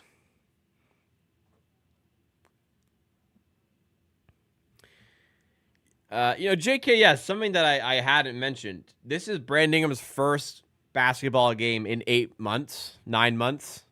And he looks good.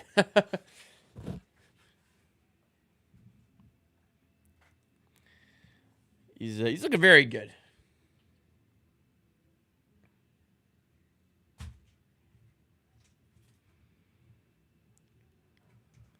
She said it's looking good defensively.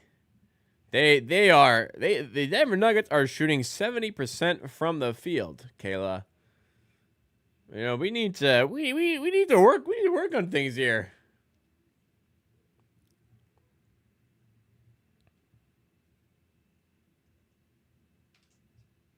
Yeah, IQ really was a passenger in the first half, which for that much money, you should not be a passenger on their offense.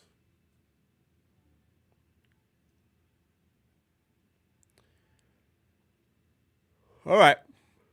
Ooh.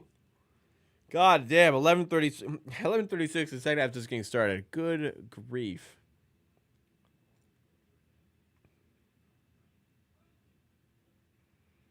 Watson to Jokic. Pass stolen away. Another turnover forced by the Raptors to start the half, picking up where they left off. And RJ Barrett picking up where he left off. He's got the easy layup there.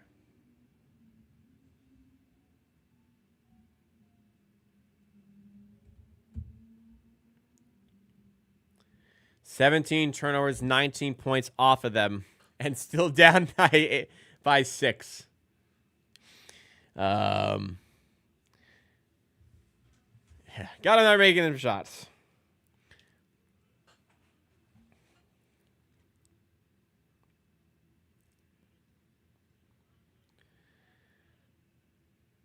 Jamal Murray to Emmanuel Quickly. Floats it up. All right, that's better. Emmanuel Quickly getting himself involved early. 64-60. Suns fan here, you want Cam Johnson back? Yeah, I bet you would. Jokic under the rim and not a great foul by that Barnes or Mobo. It's on Mobo. Yeah, not on Barnes, on Mobo. Not a great foul. I mean, tried to go. All right, he tried to strip the ball. So 66-60 for the Nuggets.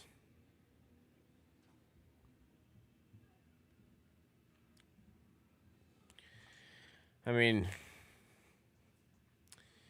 yeah, they're kind of just saying what I was kind of thinking. If you're going to foul there, he's not fucking scoring. If you're fouling, he's not scoring. Right?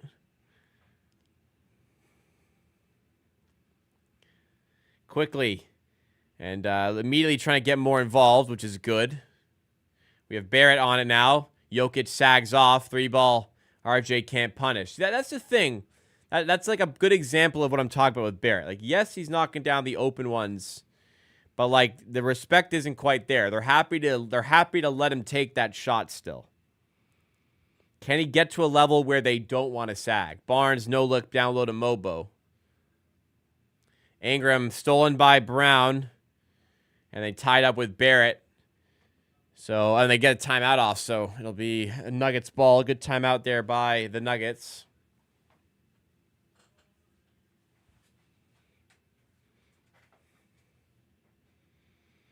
The Suns is just an example of like what poor ownership can do. They just completely fumbled a team that was up 2-0 in the NBA Finals. Like, incredible.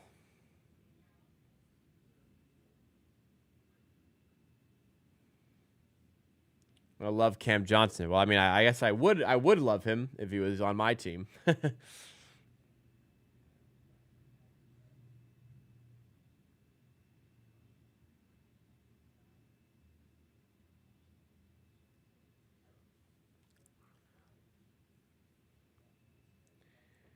So, start of the second half, what I've noticed, looks like Emmanuel Quickly is more keen to get involved.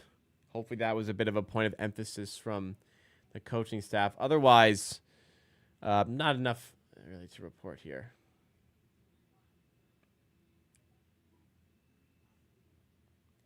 Feel like at least 90% of people could look at a still image of this stream and determine who I'm a fan of. There's a Raptors jerseys. I'm wearing a Raptors hat. It's all red. The logo is a Raptors logo in the background. There's a Kyle Lowry poster. Vince Carter poster. I don't know. I don't mean to be mean, but it feels like yeah. I feel like it doesn't take a scholar to get it figured out.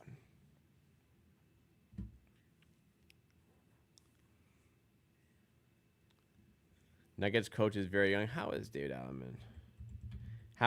Who do you think wins the title? Oh, who do I think wins this? Oh. I'm going to go with the team shooting 70% wins against the team shooting 40%.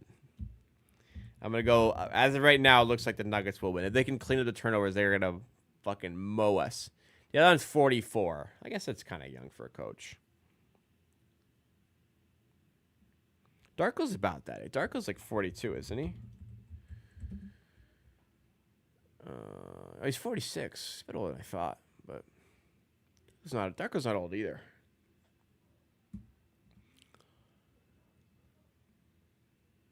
Thank you for all the new subs that have come in today, by the way. Let's keep it going on the road to 19K.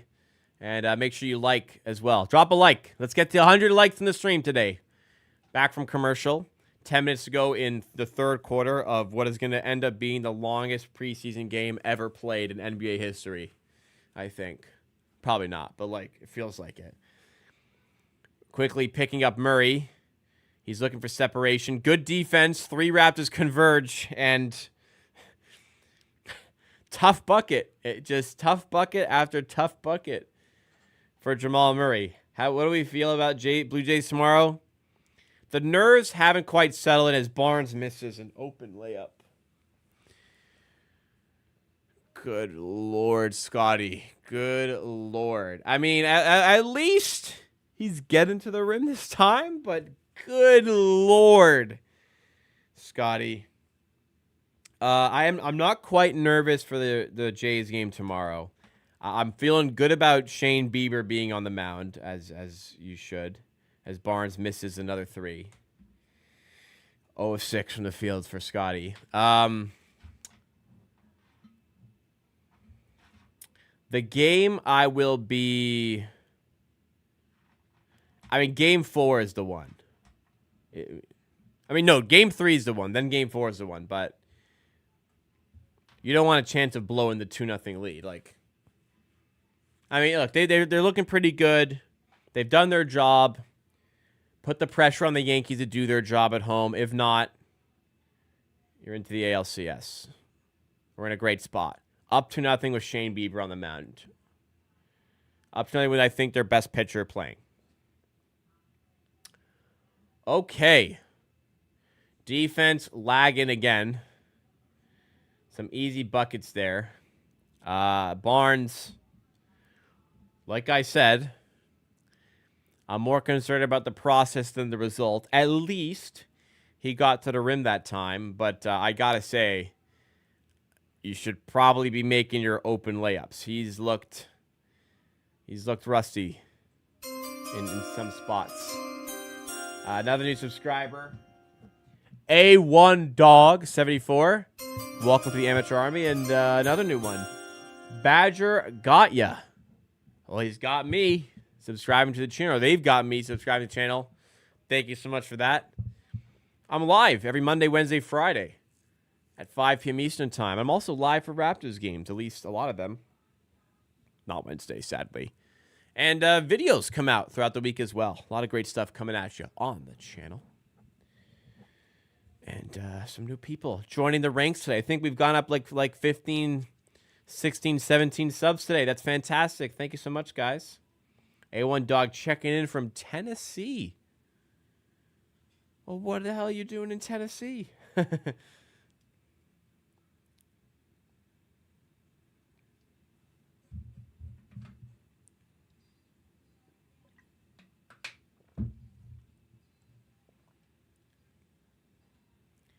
Think we need a new coach. All I'm saying is, if it's another bad year, he better not be back. Here's a 97. Well. I haven't even been on planet Earth that long.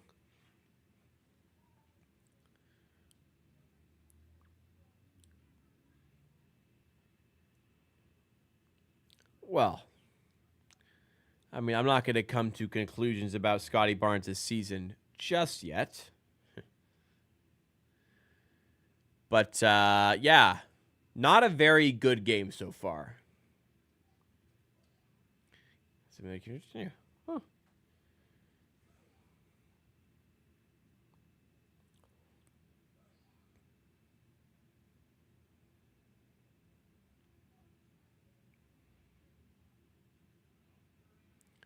Raptors fans too sensitive. Bruce Brown, there was a lot of losing.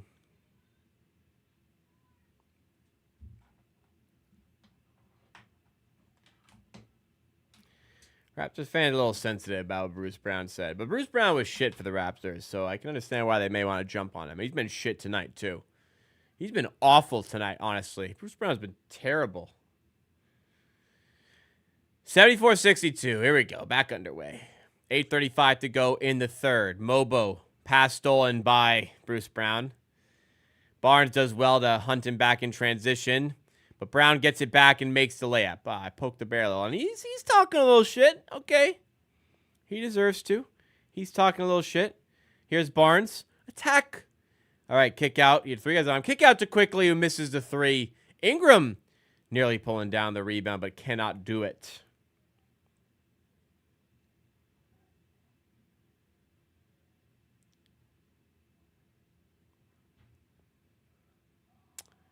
Kick out to Johnson. Now Christian Brown. And his pass stole. Another turnover forced by the Raptors. Barrett off the brilliant feed by Barnes. And Barrett throws down another one. Mama, there goes that man. Oh, yeah. Oh, my God. What the hell was that? I'm trying to break the backboard. Hey, nice steal from Barnes. A great pass, too. If inside that seam. Barnes has been good in every aspect except his scoring. He's been fine everywhere else. His passing's been good. His defense been good. His energy's been good. He just his shot selection's been bad. And his scoring's been bad. That's an important part of the game, though.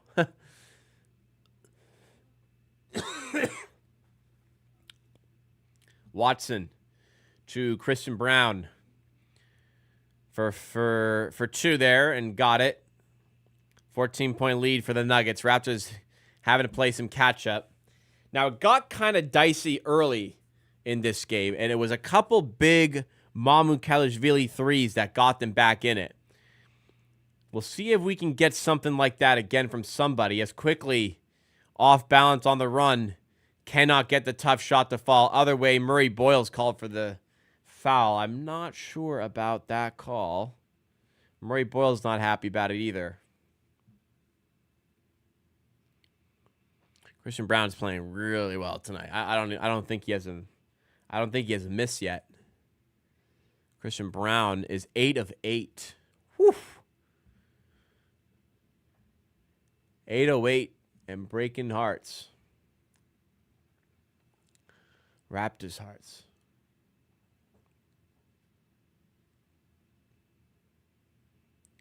JV checking in for the Nuggets. Christian Brown checking out. Rocking the new haircut. Taking one out of my book. The short hair.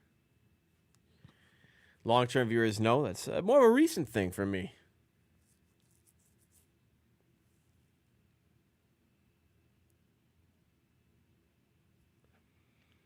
Murray Boyles to RJ Barrett. 3. Doesn't go. We got to start knocking some shots down. I know it's not Barrett because he's been playing well tonight. But just at a certain point, you just can't be shooting under 43%, 25% from 3. Especially when the other team is shooting 70%.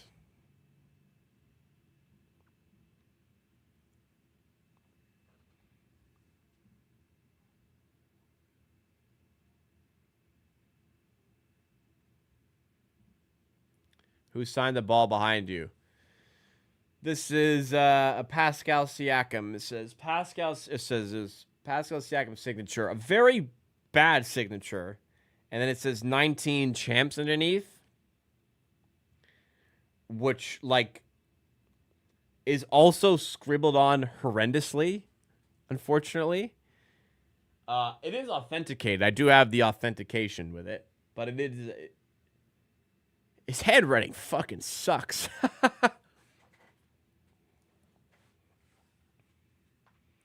This guy's streaming a lot. I mean, I think I stream a lot. I also have a 9-to-5 job. And I also exercise and have a social life. You can stream and do other stuff with your life.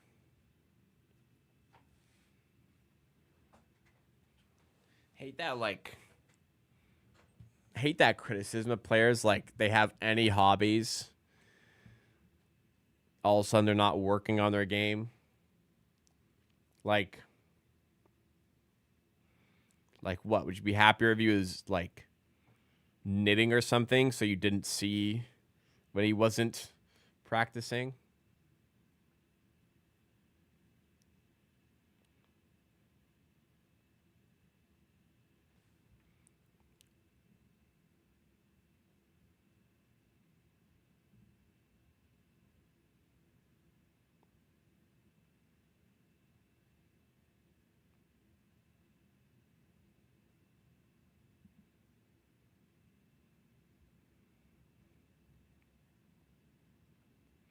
All right, Raptors win another challenge. You know, Darko actually is statistically extraordinarily bad at coaches' challenges. So maybe there's a positive we can spin out of the game. He's using his challenges more effectively. I mean, the first one, Barnes literally called the timeout for him to challenge, which I didn't love. But hey, they're getting him right here. Raptors ball underneath the rim, down 16. Nice pass in from Quickly, and RJ Barrett. His fine game continues. RJ Barrett looking really good for the Raptors tonight. Already on 19.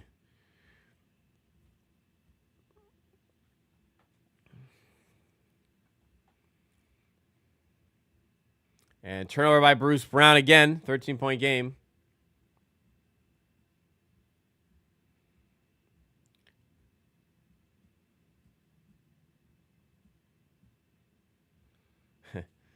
You said it, Grogan. This is where we're at. I mean, it's fair. There's definitely some fair criticisms to have for players tonight and the team tonight. But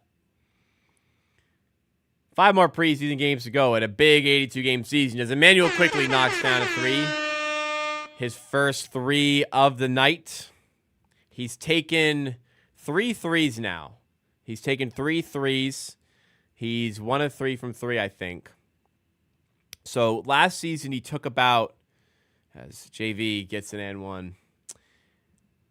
So last season, Emmanuel Quickly took, I think, like 7.5 threes a game for the Raptors. And I have continued to request that he takes more threes a game. I want him to get to 10. Or at least 9. And he also said he was surprised to see he only took 7.5 a game last season. He wants to get his numbers up there. If you want your numbers up there, you need to shoot the ball more from 3, Emmanuel.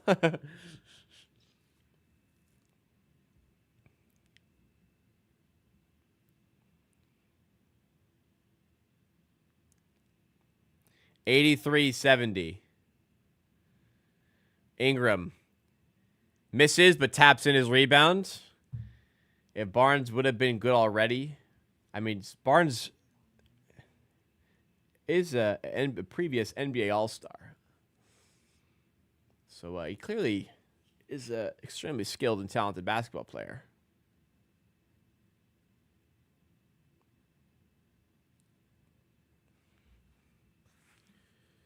$83-72.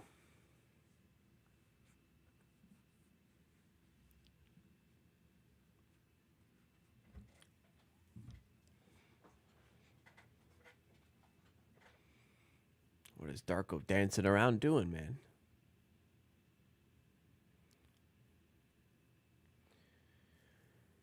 JV at the line for the Nuggets. He's looked okay. But not a lot of great matchups to throw without Jakob Poeltl.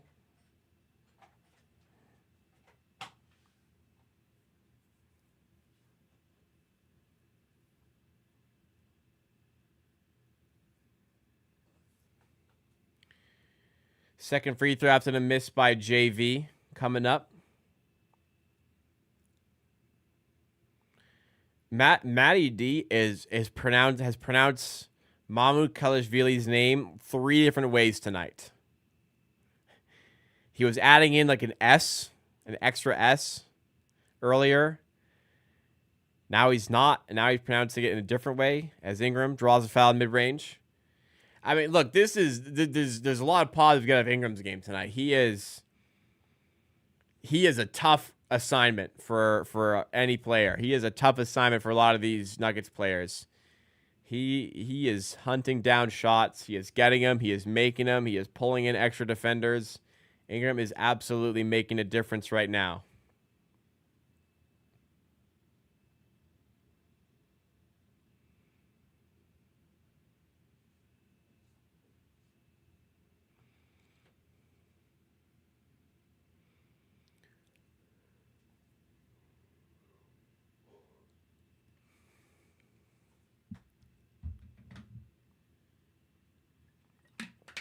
Ingram connects on both of his free throws, 83-74.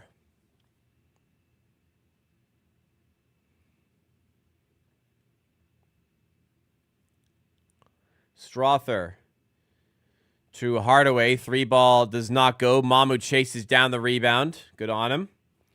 Gets it to Shed. So now instead of putting an extra S in Mahmoud Kelishvili's name, Matty D has removed both S's. It is now pronouncing his name with no S. He has not. Matty D, I know it's preseason for him too. He has not rehearsed the names.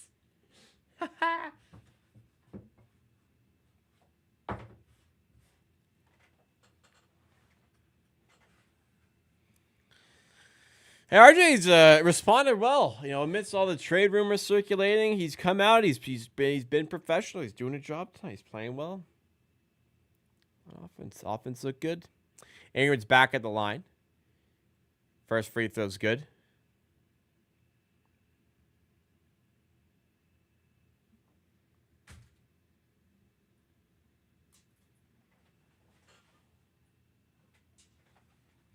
Second free throw for Ingram. Could trim this all the way down to 7. I mean, turnover is... it's been boom or bust defense for the Raptors. They're either forcing a turnover or Denver are scoring pretty much.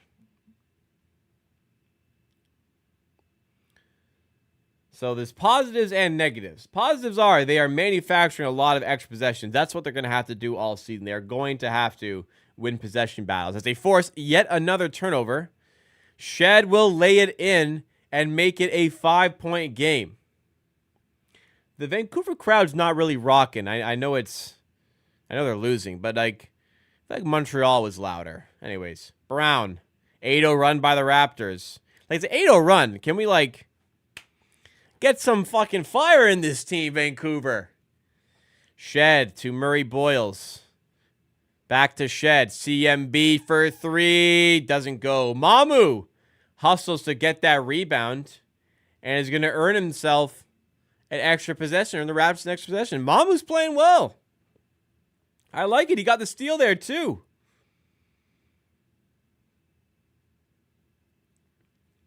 A lot of good signs out of Mamu.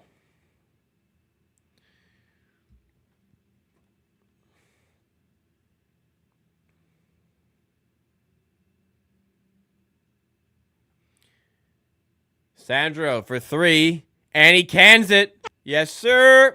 Sandro Mamukelishvili. If you don't know how to pronounce his name, you got to learn. He's too good not to know.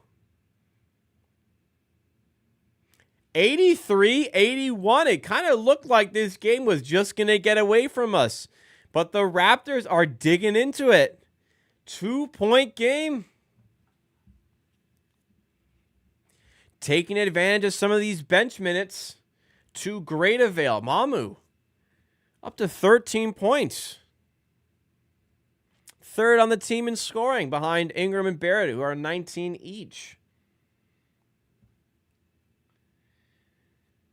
It's going to be all about the consistency from 3 from Mamu this season. If he's knocking down threes, he is going to be vital to this team moving through the season.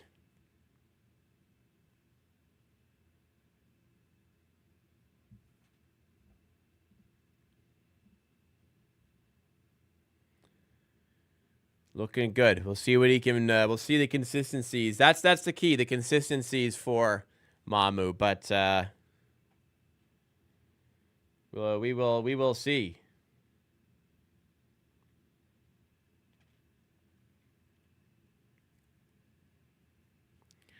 Oh, Danny Green and joining the booth. Good to see.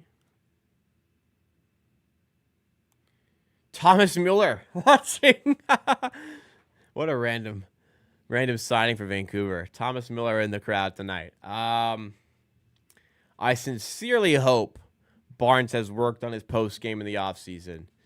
It is alarmingly not looking like that's the case tonight, based on this very small sample we have. I think Mom will make a big impact season. Honestly, I don't. But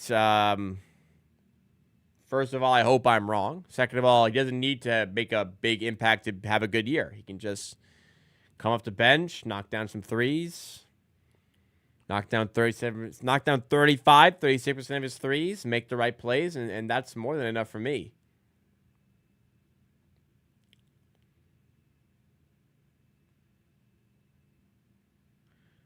Thomas goes to Vancouver for another game. Well, he does live in Vancouver.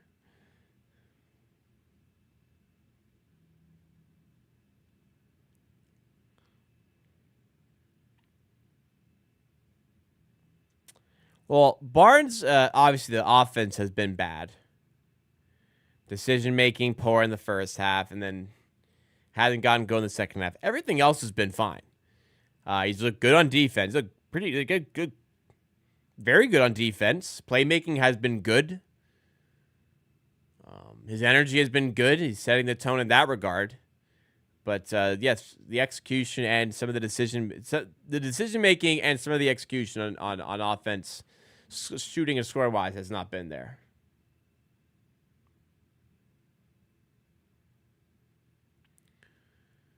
Jamal should at the line for the Raptors, 85-81. First free throw's good. Free throws have gotten better in the second half. The Raptors were shooting very poorly from there in the first half. They're up to, what are they now? They are up to 11 of 17 from the line, which is a showcase of how bad it was in the first half. And it's a 2-point game again, 85-83. We have crossed midnight. I was hoping the game would be done by now. We are still in the third quarter, so that was far-fetched.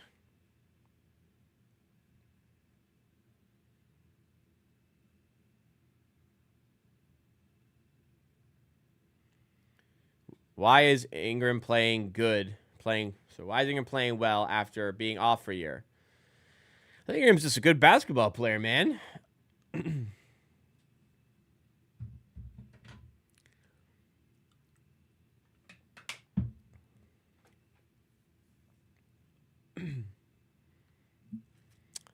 I think like there's very fair criticisms of Scotty Barnes, but like is one single preseason game going to define his season? No, it's not. 5 years of evidence. I mean, there's an all-star appearance in there. There's a rookie of the year there. If we're going to talk about 5 years of evidence. Definitely like, look, I'm not going to sit here and say some of this stuff tonight isn't concerning, but a lot of opportunities to work on it too for the rest of preseason and big, long NBA season itself.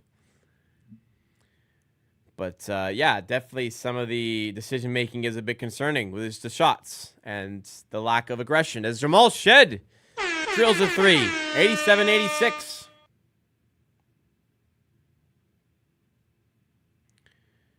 Hardaway for three, trying to respond. No good. Mom with the rebound, and Raptors going to take the lead here, folks. Abaji misses the layup. Strother. I got to tell you, I got to be honest. Bruce Brown misses the layup. I got to tell you guys, Vancouver crowd. I'm sorry, y'all. Vancouver crowd.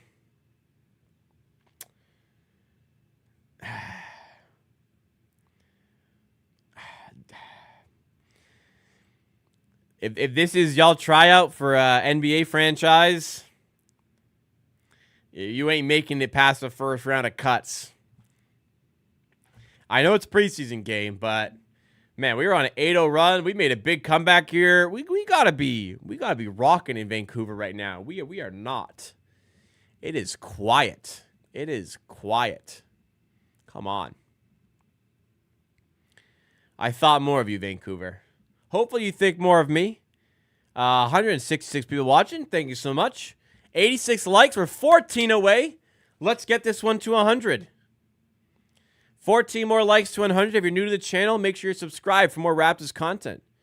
Streams Monday, Wednesday, Friday. Watch-alongs for Raptors games and videos throughout the week. Jamal Shever 3. This one doesn't go. That would have given the Raptors the lead again. Couple shots in a row to take the lead. And the chances go begging. Here's Strother working on Walter. Walter, great defense. Makes him kick out to Brown. Murray Bowles meets him there. 7 on the shot clock. Brown. Down low to Hardaway. Tough layup. No good, but he's fouled by Shed. Tough play there. I mean, Montreal was rocking, if I remember, last season. This is it's a little tame. Vancouver, you paid $300 for each, at least, for these tickets. No? A lot of people make some noise. It's dead. It's dead. How's Mama doing? Very well. Mama looks great today. Mama looks fantastic.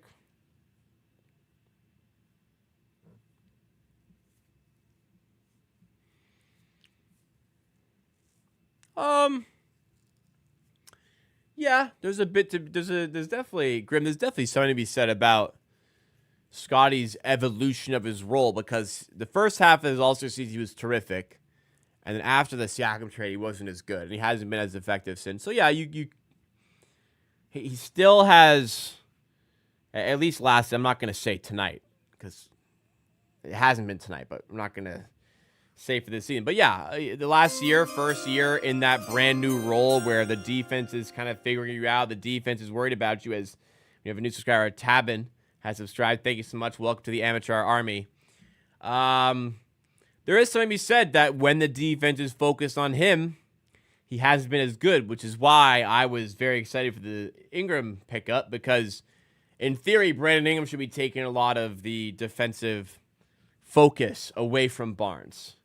So if the theory is Siakam and Fred had a big part to play, then we should see a better version of him this year. Hasn't happened tonight. One preseason game. Hopefully not indicative of what we'll see the rest of the year. Mini run by Denver to end the quarter. They're up by 6, but quite a big fight back from the Raptors to make it a game heading into the fourth quarter. DZB, what'd I miss? You missed 3 quarters of basketball. A lot has been missed. All right, so from the game so far, the big story, as you can see from the chat, is certainly surrounding Scotty Barnes. He's 0 of 6 tonight, 1 point, 4 rebounds, 5 assists, 3 steals. So people saying Barnes is doing nothing are just baiting and fishing for reactions, because Barnes has played well other than the scoring. Now, obviously, the scoring is the most important part of the game. So, you want that to be better. But defensively, he's looked good. Playmaking's looked good. Energy has been good. On offense, it has been rather baffling, the lack of aggression to get himself looks on the inside. And that has been not only baffling, but alarming. It's a major complaint I had about him last season and the first 3 quarters of preseason, which are not, final evidence, but they are showing the same worrying signs that were on display last season. So I'm okay to forgive, some shots not falling, but for the lack of aggression and some of the settling in mid-range, hopefully it's not the start of an alarming trend that is taking place. Other than that, Mamukashvili has been fantastic. He's 5 of 7 with 13 points. He's 3 of 5 from 3. Brandon Ingram's been great, 6 of 12, 19 points. Really pulling in defenders. This is exactly what you want Brandon Ingram to be. He is being that player so far tonight. And Barrett has been fantastic, 7 of 12, 3 of 6 from 3. He's playmaking well. He's scoring well. The defense has been problematic though, and that's going to continue to be the conversation for him. The defense has just not quite been there for him. Quickly had a rough first half where he just didn't really do anything. Much more involved in the second half so far. Hopefully we can keep that going. But really, what the difference tonight is, the Nuggets kind of came down shooting a little bit, but the Raptors not shooting the ball at all well. It's the turnovers. Raptors winning the turnover battle by 14, and are winning the points off turnover battle by 15. So the defense hasn't been great, but it's been really boom or bust. They are forcing turnovers, and that's been great. But when they're not forcing turnovers, they're struggling to get stops.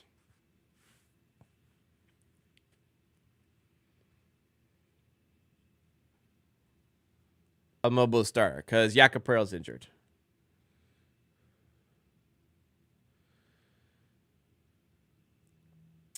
Benches look good. Yeah. Starters. I mean, obviously the fit concerns are still there. But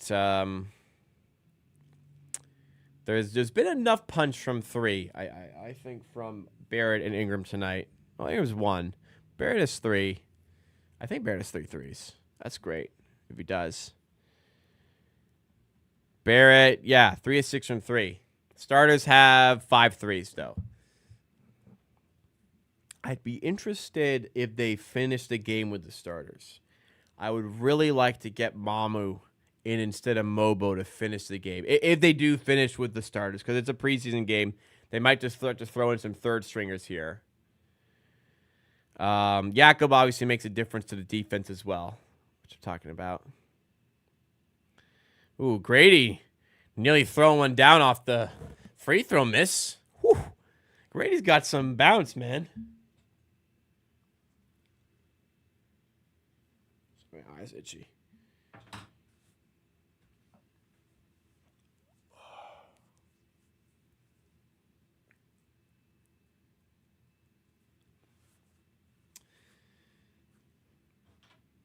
Three-time NBA champ Danny Green on the broadcast here. One of those 3 with the Raptors, of course.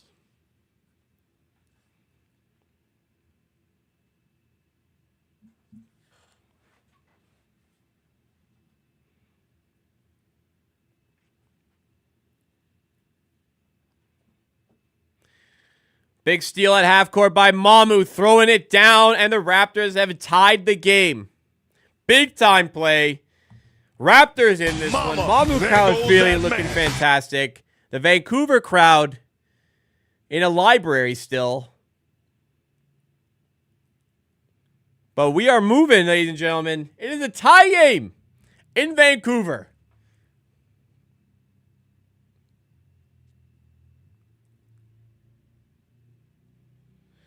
The turnovers are the major positive tonight. Will it be enough to give this Vancouver crowd the win that they kind of want, based on their attitude? And forcing another turnover by the Charger. Okay, we are dipping into the third string a little bit. Chucky Hepburn on the floor for the Raptors. Here he is, dishing to Dick. Nice up fake in the paint. Has to bail out. Goes to Walter. Nice pass. Opposite side, Grady. Again, up fake to the rim. That's a charge. Yeah. Nice play, but just a little erratic there as the shot clock was winding down. And he's called. It looked like correctly in real time for the charge. Yeah, got out of pain. Great play on defense there. Yeah. Good defense. It's all right. It's all right. Nice aggressiveness to attack there. Rising battle playing. Raptors are deep. A lot of players, not enough minutes for all of them. So Denver also dipping into some third stringers for the fourth quarter as well. At the end of the day, it is a preseason game. Let's see if we can get some wins. Chucky, corner 3. Doesn't go.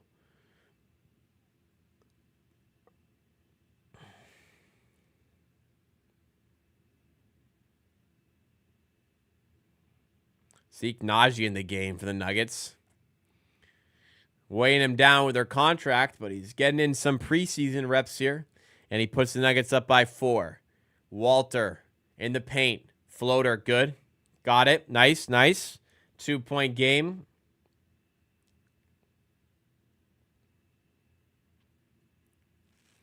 Raptors getting the steal at half court. Chucky Hepburn. DPOY in college. Feeding Walter, who draws the foul, and a chance to tie the game up again. Chucky Hepburn bringing some good energy. You wouldn't know it from the crowd, but yeah. Oh, sorry, I don't have the scoreboard up. So I just pressed the wrong one. Sorry.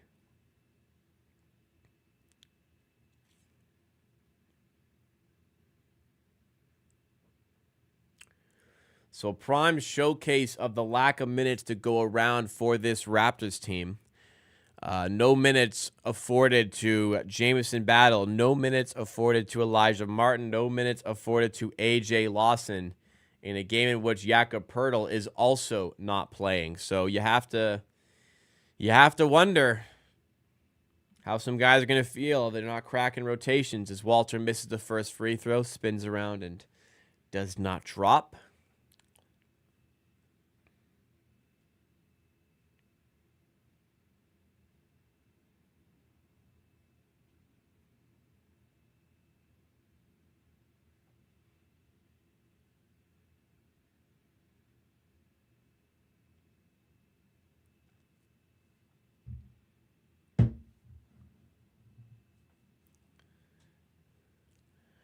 Second free throw drops, so 9:41.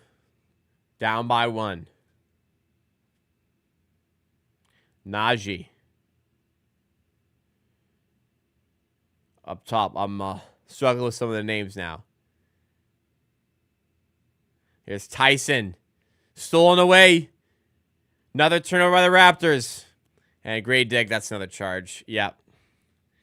Another charge called against Grady Dick. Aggressiveness was there again. That one a little bit less forgiving because he had time to get out of the way there. He has to know, like, that's the only bailout they have on defense there. Got to be a little bit smarter.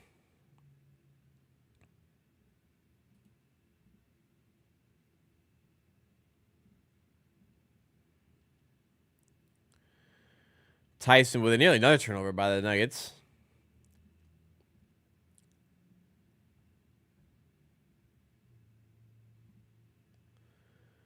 Three ball for Jones. Doesn't go. Rebound, Hunter Tyson. And he's fouled. So another trip to the line for the Nuggets. Raptors down by 1 here. Can we crack the 100 likes marks? You mean you guys tell me. We are at 96. We got 177 concurrent viewers. Thank you so much for all the support tonight, guys.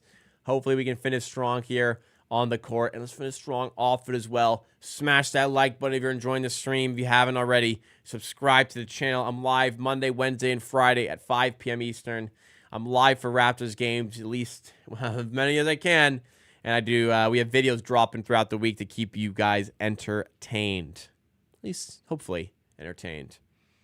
Subscribe to the channel. Hunter Tyson misses the second one. And rebound goes out to the Raptors. Down by 2.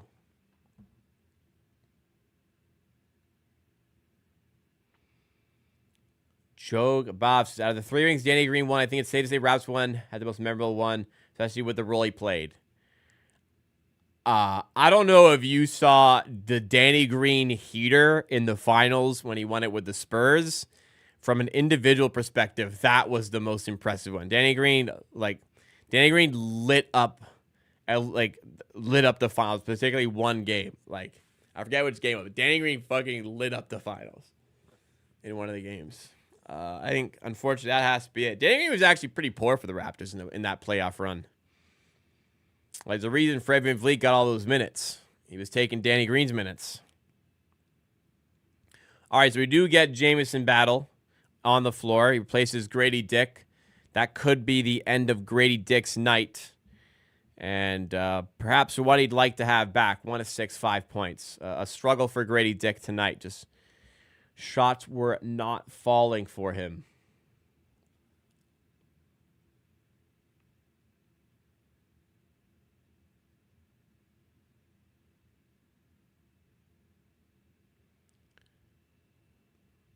Jack Armstrong going to be public enemy number 1, man. saying he's a Yankees fan on the broadcast. What are you doing?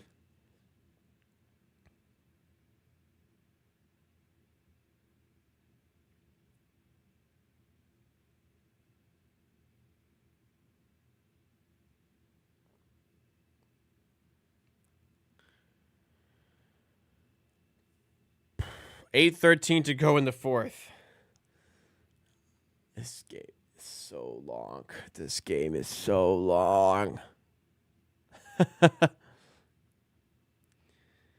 I was thinking today, probably done by midnight. No less commercials because it's preseason. Less timeouts and breaks. Jesus.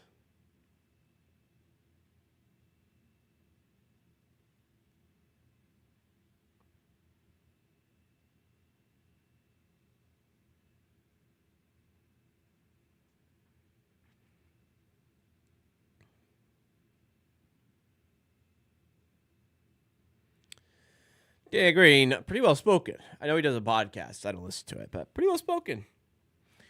He's got some potential in media.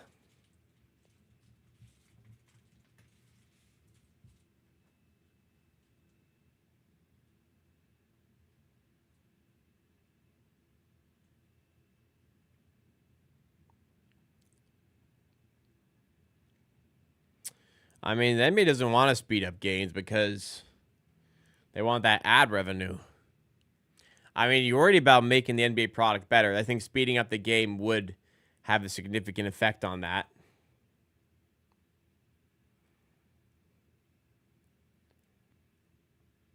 And I'm not making the game shorter, speeding the game up, though. Reviews quicker, less commercials. You know, watching like FIBA games is amazing because there's just like hardly any commercials. They just play basketball. Less foul calls, also part of it.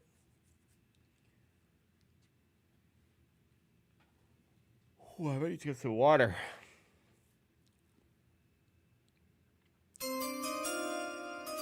Another new subscriber, Rand's World 23.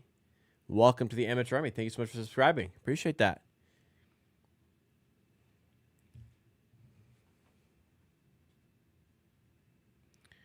So dipping into bench, we have what is this? This is Olivier Sarr. Sorry if I got that wrong. Yeah, Olivier Sarr in the game for the Raptors. Chucky Hepburn, Ochai Agbaji, Olivier Sarr, Jamison Battle, and Jacoby Walter. That's the 5 for Toronto. Denver dipping into the third stringers as well. The race may be run for the starters on both sides of the ball. Can we pull out a win, though? Agbaji, layup is good. And the Raptors take the lead. When have they led in this game? 199. I can't even recall if they've led in this game at all. If they have, it has been a long time since. 7:15 to go. They're back in front. You wouldn't know it from the Vancouver crowd when we continue to roast. Jet asked, have I seen the Kawhi interview today? I actually have not seen the Kawhi interview today. I did not know he did an interview today. It's got to be a stressful time for him, I'd think. I mean, he seems pretty emotionless as Olivier Sarr loses the handle on the alley-oop, and it's turned over to Tyson, who finishes for the Nuggets. 103-100 for Denver. Do you have to work tomorrow morning? Yes. Yes. Mondays and Tuesdays are my 2 busiest days of the week. Yeah, it's Mondays and Tuesdays are rough, son. I'm going to have to pass on the gym tomorrow morning to get some extra Z's in. But yeah, Tuesdays are jam-packed busy.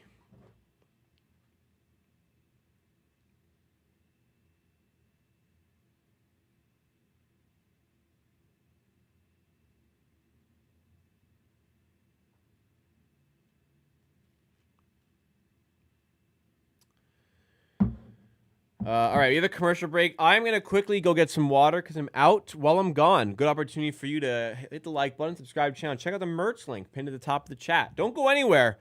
We got the rest of the fourth quarter coming up.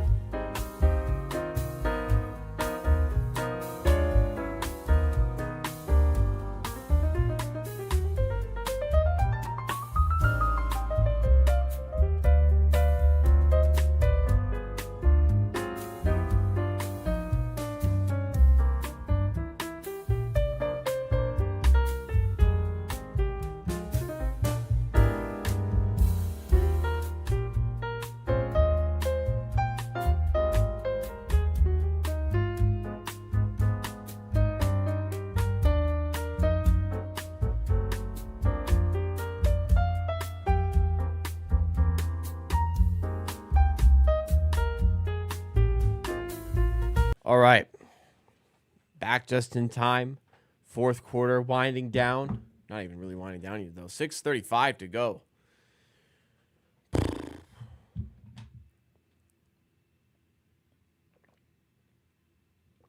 We're going to get some eyes on a lot of players tonight. Hepburn in the corner to battle for three. It doesn't go. Olivier Sarr hauls in the rebound and puts it back. 1 point game again.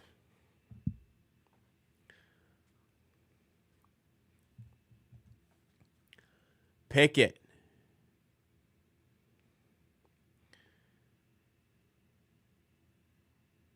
Nuggets working around the perimeter. Here's Tyson. Hepburn, the defender.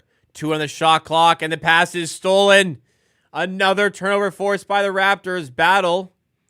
Loses the handle. Gets it back, and then Walter turns it over. That is a sloppy, sloppy pass. You should get sponsorship for your channel. Yeah, anyone who wants a sponsor, hit up the business email or the DMs. Tell ya, a food sponsorship or a beer sponsorship, you'll get your money's worth, ladies and gentlemen. 103-102. Pickett. Off the glass, doesn't go. And the rebound deflects off a couple Raptors players. It's out of bounds for a Denver ball at the baseline.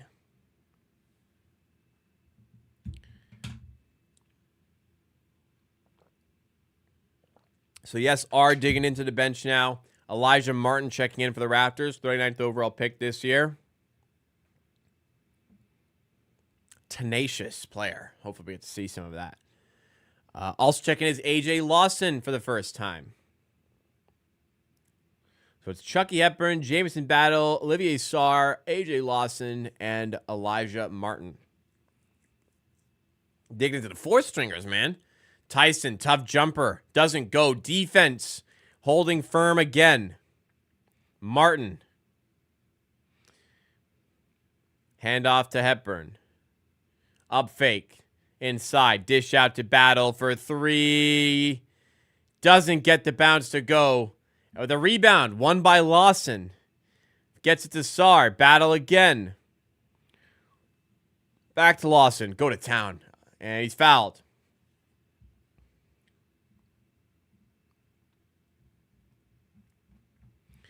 AJ Lawson's a good player. Hopefully, can see quite a bit of involvement from him today.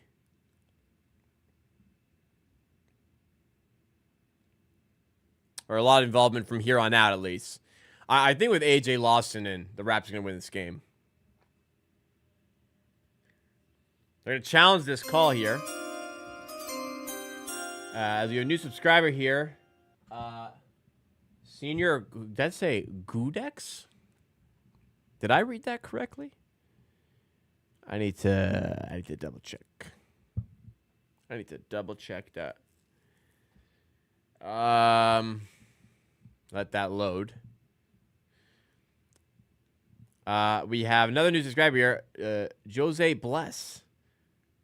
New subscriber, new Raptors fan. BI's my favorite player. My boy can stay healthy. Y'all will see an All-Star season. I think we've got a good chance of seeing that as well. I agree, and hopefully we do see it. He's a good player, and he's looked at tonight when he was on the floor. It was Senior Gordex subscribed. Just had to double check there. Thank you to all the new subscribers tonight. If you guys are enjoying, first of all, make sure you hit the like button. Second of all, make sure you subscribe to the channel. I'm live every Monday, Wednesday, Friday at 5 p.m. Eastern, Live for as many Raps games as I can be. Videos throughout the week. Also, make sure you've hit the... sorry, I already said like. Also, make sure you check out the merch link pinned to the top of chat. Shirts for $35. Hats for $50. Stickers for $3. Shipping. If you're local, it's free. But get all the items shipped together. One shipping charge. I don't use Canada Post. We'll hook you up. Best way to support the channel. Thank you so much for 100 likes today, guys. I wasn't sure how much interest there would be, first of all, in a preseason game. I didn't know how much interest there'd be in a 10 p.m. Eastern time start time game or in me today. So, yeah, I appreciate that, guys. Thank you so much. Let's finish strong here and hopefully the Raptors get over the line and give us a fun little win. The scoreboard's a little off up here.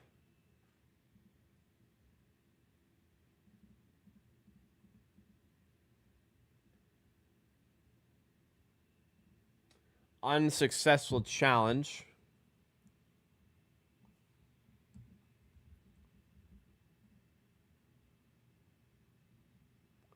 So the scores are a little tight in the graphic.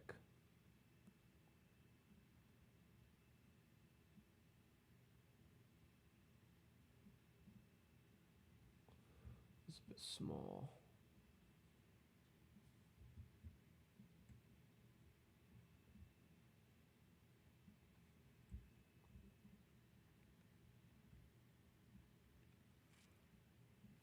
Jack Armstrong saying what I've been saying all day, like the competition is there. If you're not going to play well, you are easily replaced with this current Raptors team.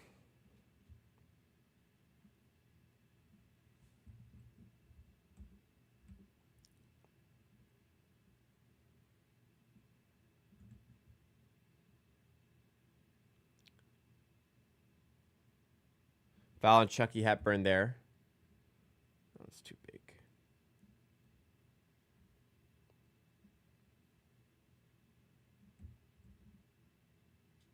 That'll do. This is Deron Holmes in the game for the Nuggets. He'll be a rookie this year after injuring himself last year in preseason and missing the entire season. Raptors lead 104-103.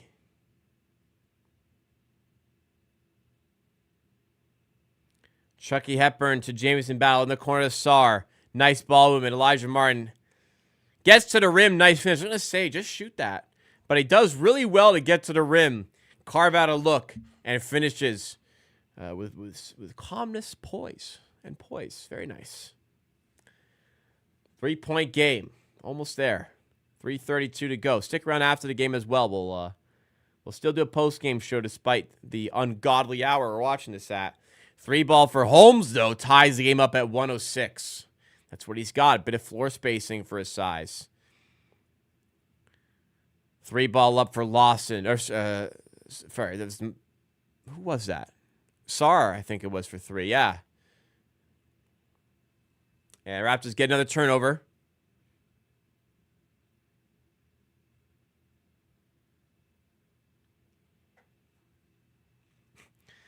Been streaming for nearly 3 hours here. It will be by the time we're done tonight. That deserves some love. Come on, please. Here's Sar. Hand off to Hepburn. Elbow J. Way off. Rebound tipped out to Martin. Second chance. Lawson 3. No good. Edwards with the rebound. I remember a game like Kessler Edwards torched the Raptors like 3 or 4 years ago. I think he was on... Was he on the Kings? No, I think he was on the Kings after. I remember a Kessler Edwards game. Was it the Nets? It might have been the Nets.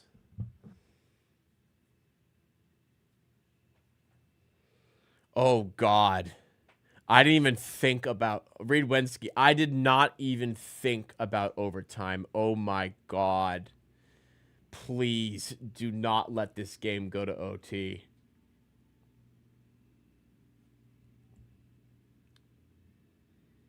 Please, for the love of God, do not let this game go to OT.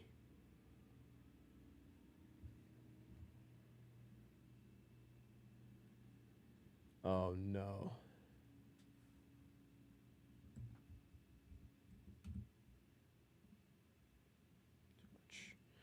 Lawson down low, blocked. Raptors get a second chance, blocked again. Kessler Edwards back-to-back blocks. Raptor killer, I told you, man. Other way, big dunk opportunity off the rim, but he's fouled by Sar. Nuggets chance to take the lead. 2:08 to go with Kessler Edwards to the line.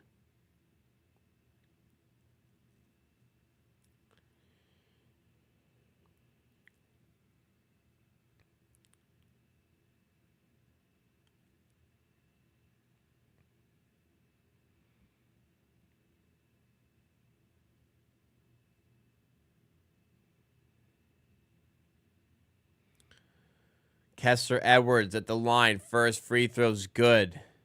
Oh, so they're already leading. I was wrong. Sorry. Late. I'm tired. Forgive me. I was up at unholy hours. 109-106. And if he makes this, it's 110. It's not. And it's batted out. It'll be a Raptors ball on the side. 3-point game. Raptors down with 2:06 to go.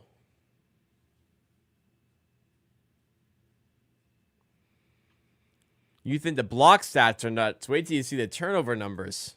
Lawson to Hepburn. At the free throw line, passes down low to Sar. Wasn't a great pass, and Sar didn't really set himself up for it well either. A calamity of errors has a turnover in favor of the Nuggets. 1:38 to go. Raptors need a stop. I haven't taken a door shot today. I'm going to save it for the regular season. Chucky Hepburn with a steal. 4-on-1. Need to convert. Battle for 3, and it doesn't go. Lawson, though. Another look does not go. Another rebound. Martin for 3. Does not go. 3 consecutive misses for the Raptors, and honestly, none of them really threatened. They were all way off, and they get another steal. They're 0 of 10 this quarter from 3. But they keep forcing turnovers, so they're still alive. 58 seconds to go. Chucky, lob, stolen. Very poor decision. I mean, what are we doing there? I know we're seeing third, fourth stringers. What are we doing, Chucky, on that decision? Not great. Almost another steal. Holmes to ice it potentially. That could be the dagger. It's 112-106. 33 seconds. This has to go, and it doesn't for Martin. That is probably going to do it. Unfortunately for the Vancouver crowd and for us watching, the Nuggets Up by 6. I don't imagine we're going to see fouling. We are not. It is going to be a Denver Nuggets win, barring anything extraordinary. Tyson for 2 doesn't go, but it's not going to be enough time. Maybe one extra bucket for the Vancouver crowd, and they will get it. But that is it. It is the end of the game. First preseason game is in the books for the Toronto Raptors. It is a 112-108 loss to the Denver Nuggets. A game that was really all about the Raptors underperforming the Nuggets offensively, but just continuing to give themselves opportunities by forcing turnovers. There is a ton to talk about with this game. Let's break down everything that we saw. We're going to talk about the performances, the team as a whole. How did it look? Individuals, how did they look? Going to go through the box score, statistics, everything you need to know about this first preseason game. We're going to break it down for you right here. If you enjoy what you see, all I ask, hit the like button. The content's free. I work really hard. It's currently 12:43 in the morning. I've been streaming for the last 3 hours. Working hard. All I ask, smash that like button and consider subscribing. I'm live on the channel every Monday, Wednesday, and Friday at 5 p.m. Eastern time to talk about the latest about the team. And I'm live for Raptors games when I can with bonus videos in between as well. All right, enough chit chat. Let's get to the nitty gritty. You always want to see the team win, but at the end of the day, it is a preseason game. The biggest thing that you're looking for these preseason games is the process. You want to see the Raptors doing the right things, making the right decisions. If there's a bit of rust, some missed rotations, some missed shots, it is what it is. The execution may not be there, but as long as the process is there, I'm going to be mostly content and happy to move forward with that.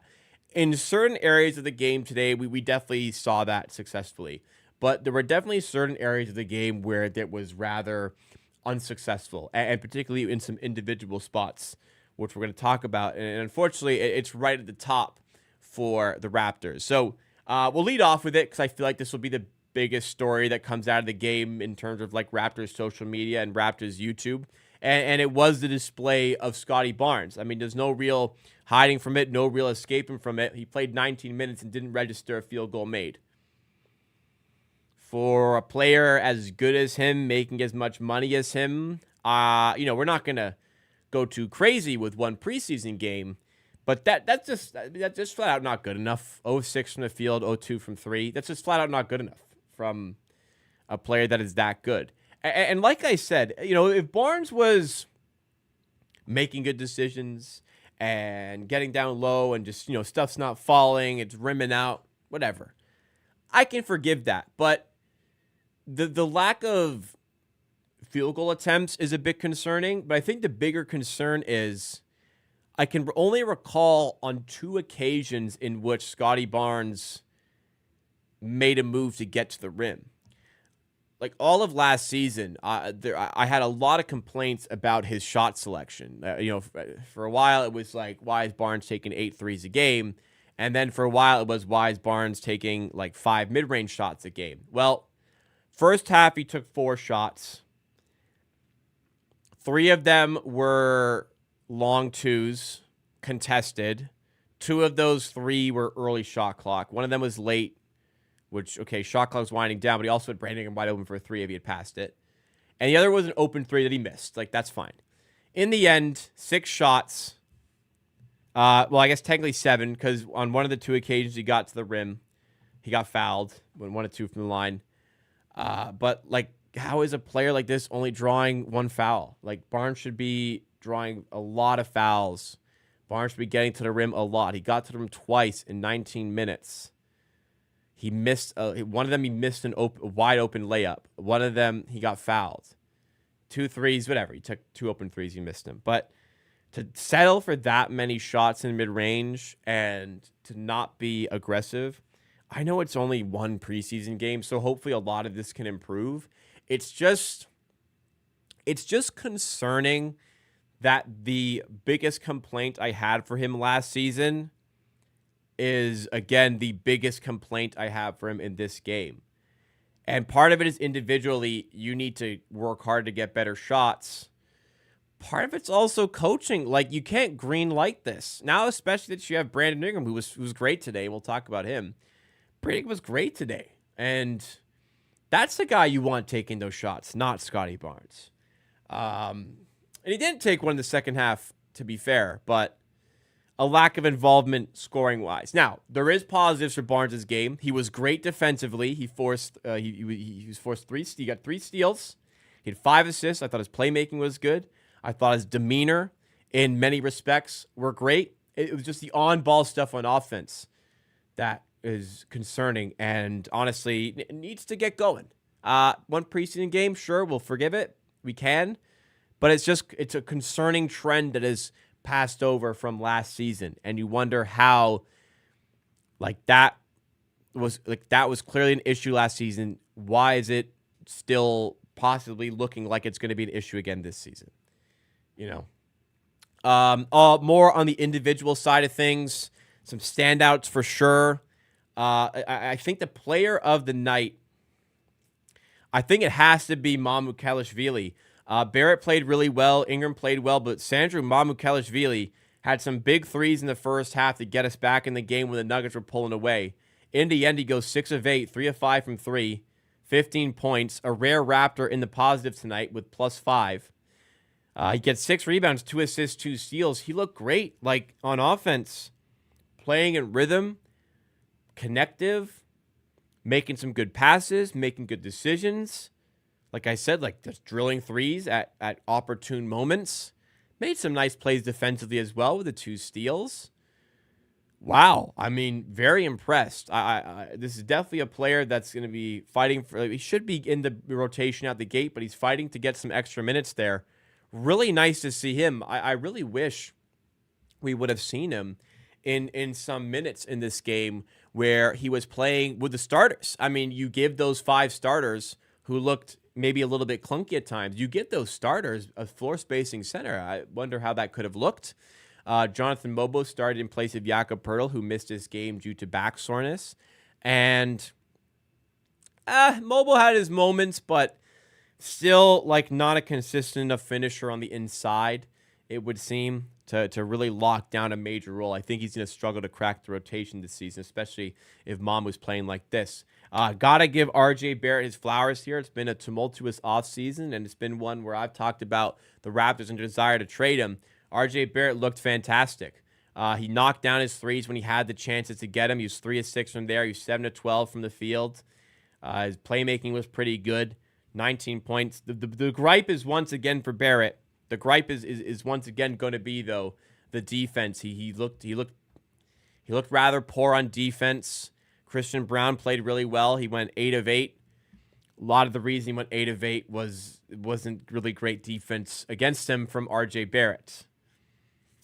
That's just an area you want to see improvements. And Christian Brown's a good player, but RJ Barrett's probably going to be getting some tougher assignments this season, so hopefully we get some improvements there. I don't want to be too picky, though, because we know who he is there. On offense, he was great.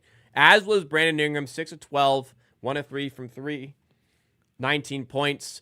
Brandon Ingram, especially considering that this guy hasn't played a game in almost a year. That was fantastic stuff. Absolutely fantastic. This is exactly what you want Brandon Ingram to look like for your team. You want Brandon Ingram to be able to hunt his own shots, make those difficult shots, and when he enters the 3-point, gets past the 3-point line, you want that defense to converge on him. You want to bring a doubles. You want doubles to come to leave guys open. He had some good passes out of that, good kickouts. Ended up with 2 assists, but maybe could have had a couple more. I like to see that out of Brandon Ingram. Ultimately, for the Nuggets, until the third and fourth stringers came in, they were shooting 70%. So basically, the Raptors, who absolutely dominated the turnover battle, 31-12 in the turnover battle, 32-17 points off. It took the Raptors having to do that because of how efficient the Nuggets were. Very boom or bust for the Raptors, where either they were getting a steal or the Nuggets were scoring. Raptors didn't do themselves any favors, though, was their very poor performance shooting-wise. The Raptors go 41% from the field, 23% from three. That only came down marginally when the third and fourth stringers came in for the fourth quarter. The Nuggets plummeted when those sort of players came in. So it made a big difference when that happened. But Raptors, big advantage there. And they were forcing a ton of turnovers with those lineups. But man, to win the turnover battle by 19, to take 30 more shots than them and only 8 less free throws, kind of showcases the current status of the offense. There's work to do. I mean, you look at quickly, 6 shots, 8 points. That's not nearly enough involvement for a $32 million point guard. Like that's just not nearly enough involvement. I know it's just preseason, but still, you kind of wonder like where a lot of the points are going to be coming from off the bench. Jamal Shed had a pretty good finish to the game with 11 points. Like I said, Mamu played very well, but Grady Dick had a rough night. 1 of 6, 5 points. At least for Grady Dick, I can't share the complaints I had for Scotty Barnes because Grady Dick was making a lot of good decisions, taking the right shots. They weren't falling. And at a certain point, you got to be like, yeah, you got to make them, but I can forgive it for one per game, especially the start of preseason. But it wasn't a good night from him. He didn't play particularly well. He's going to be vying for minutes, I think.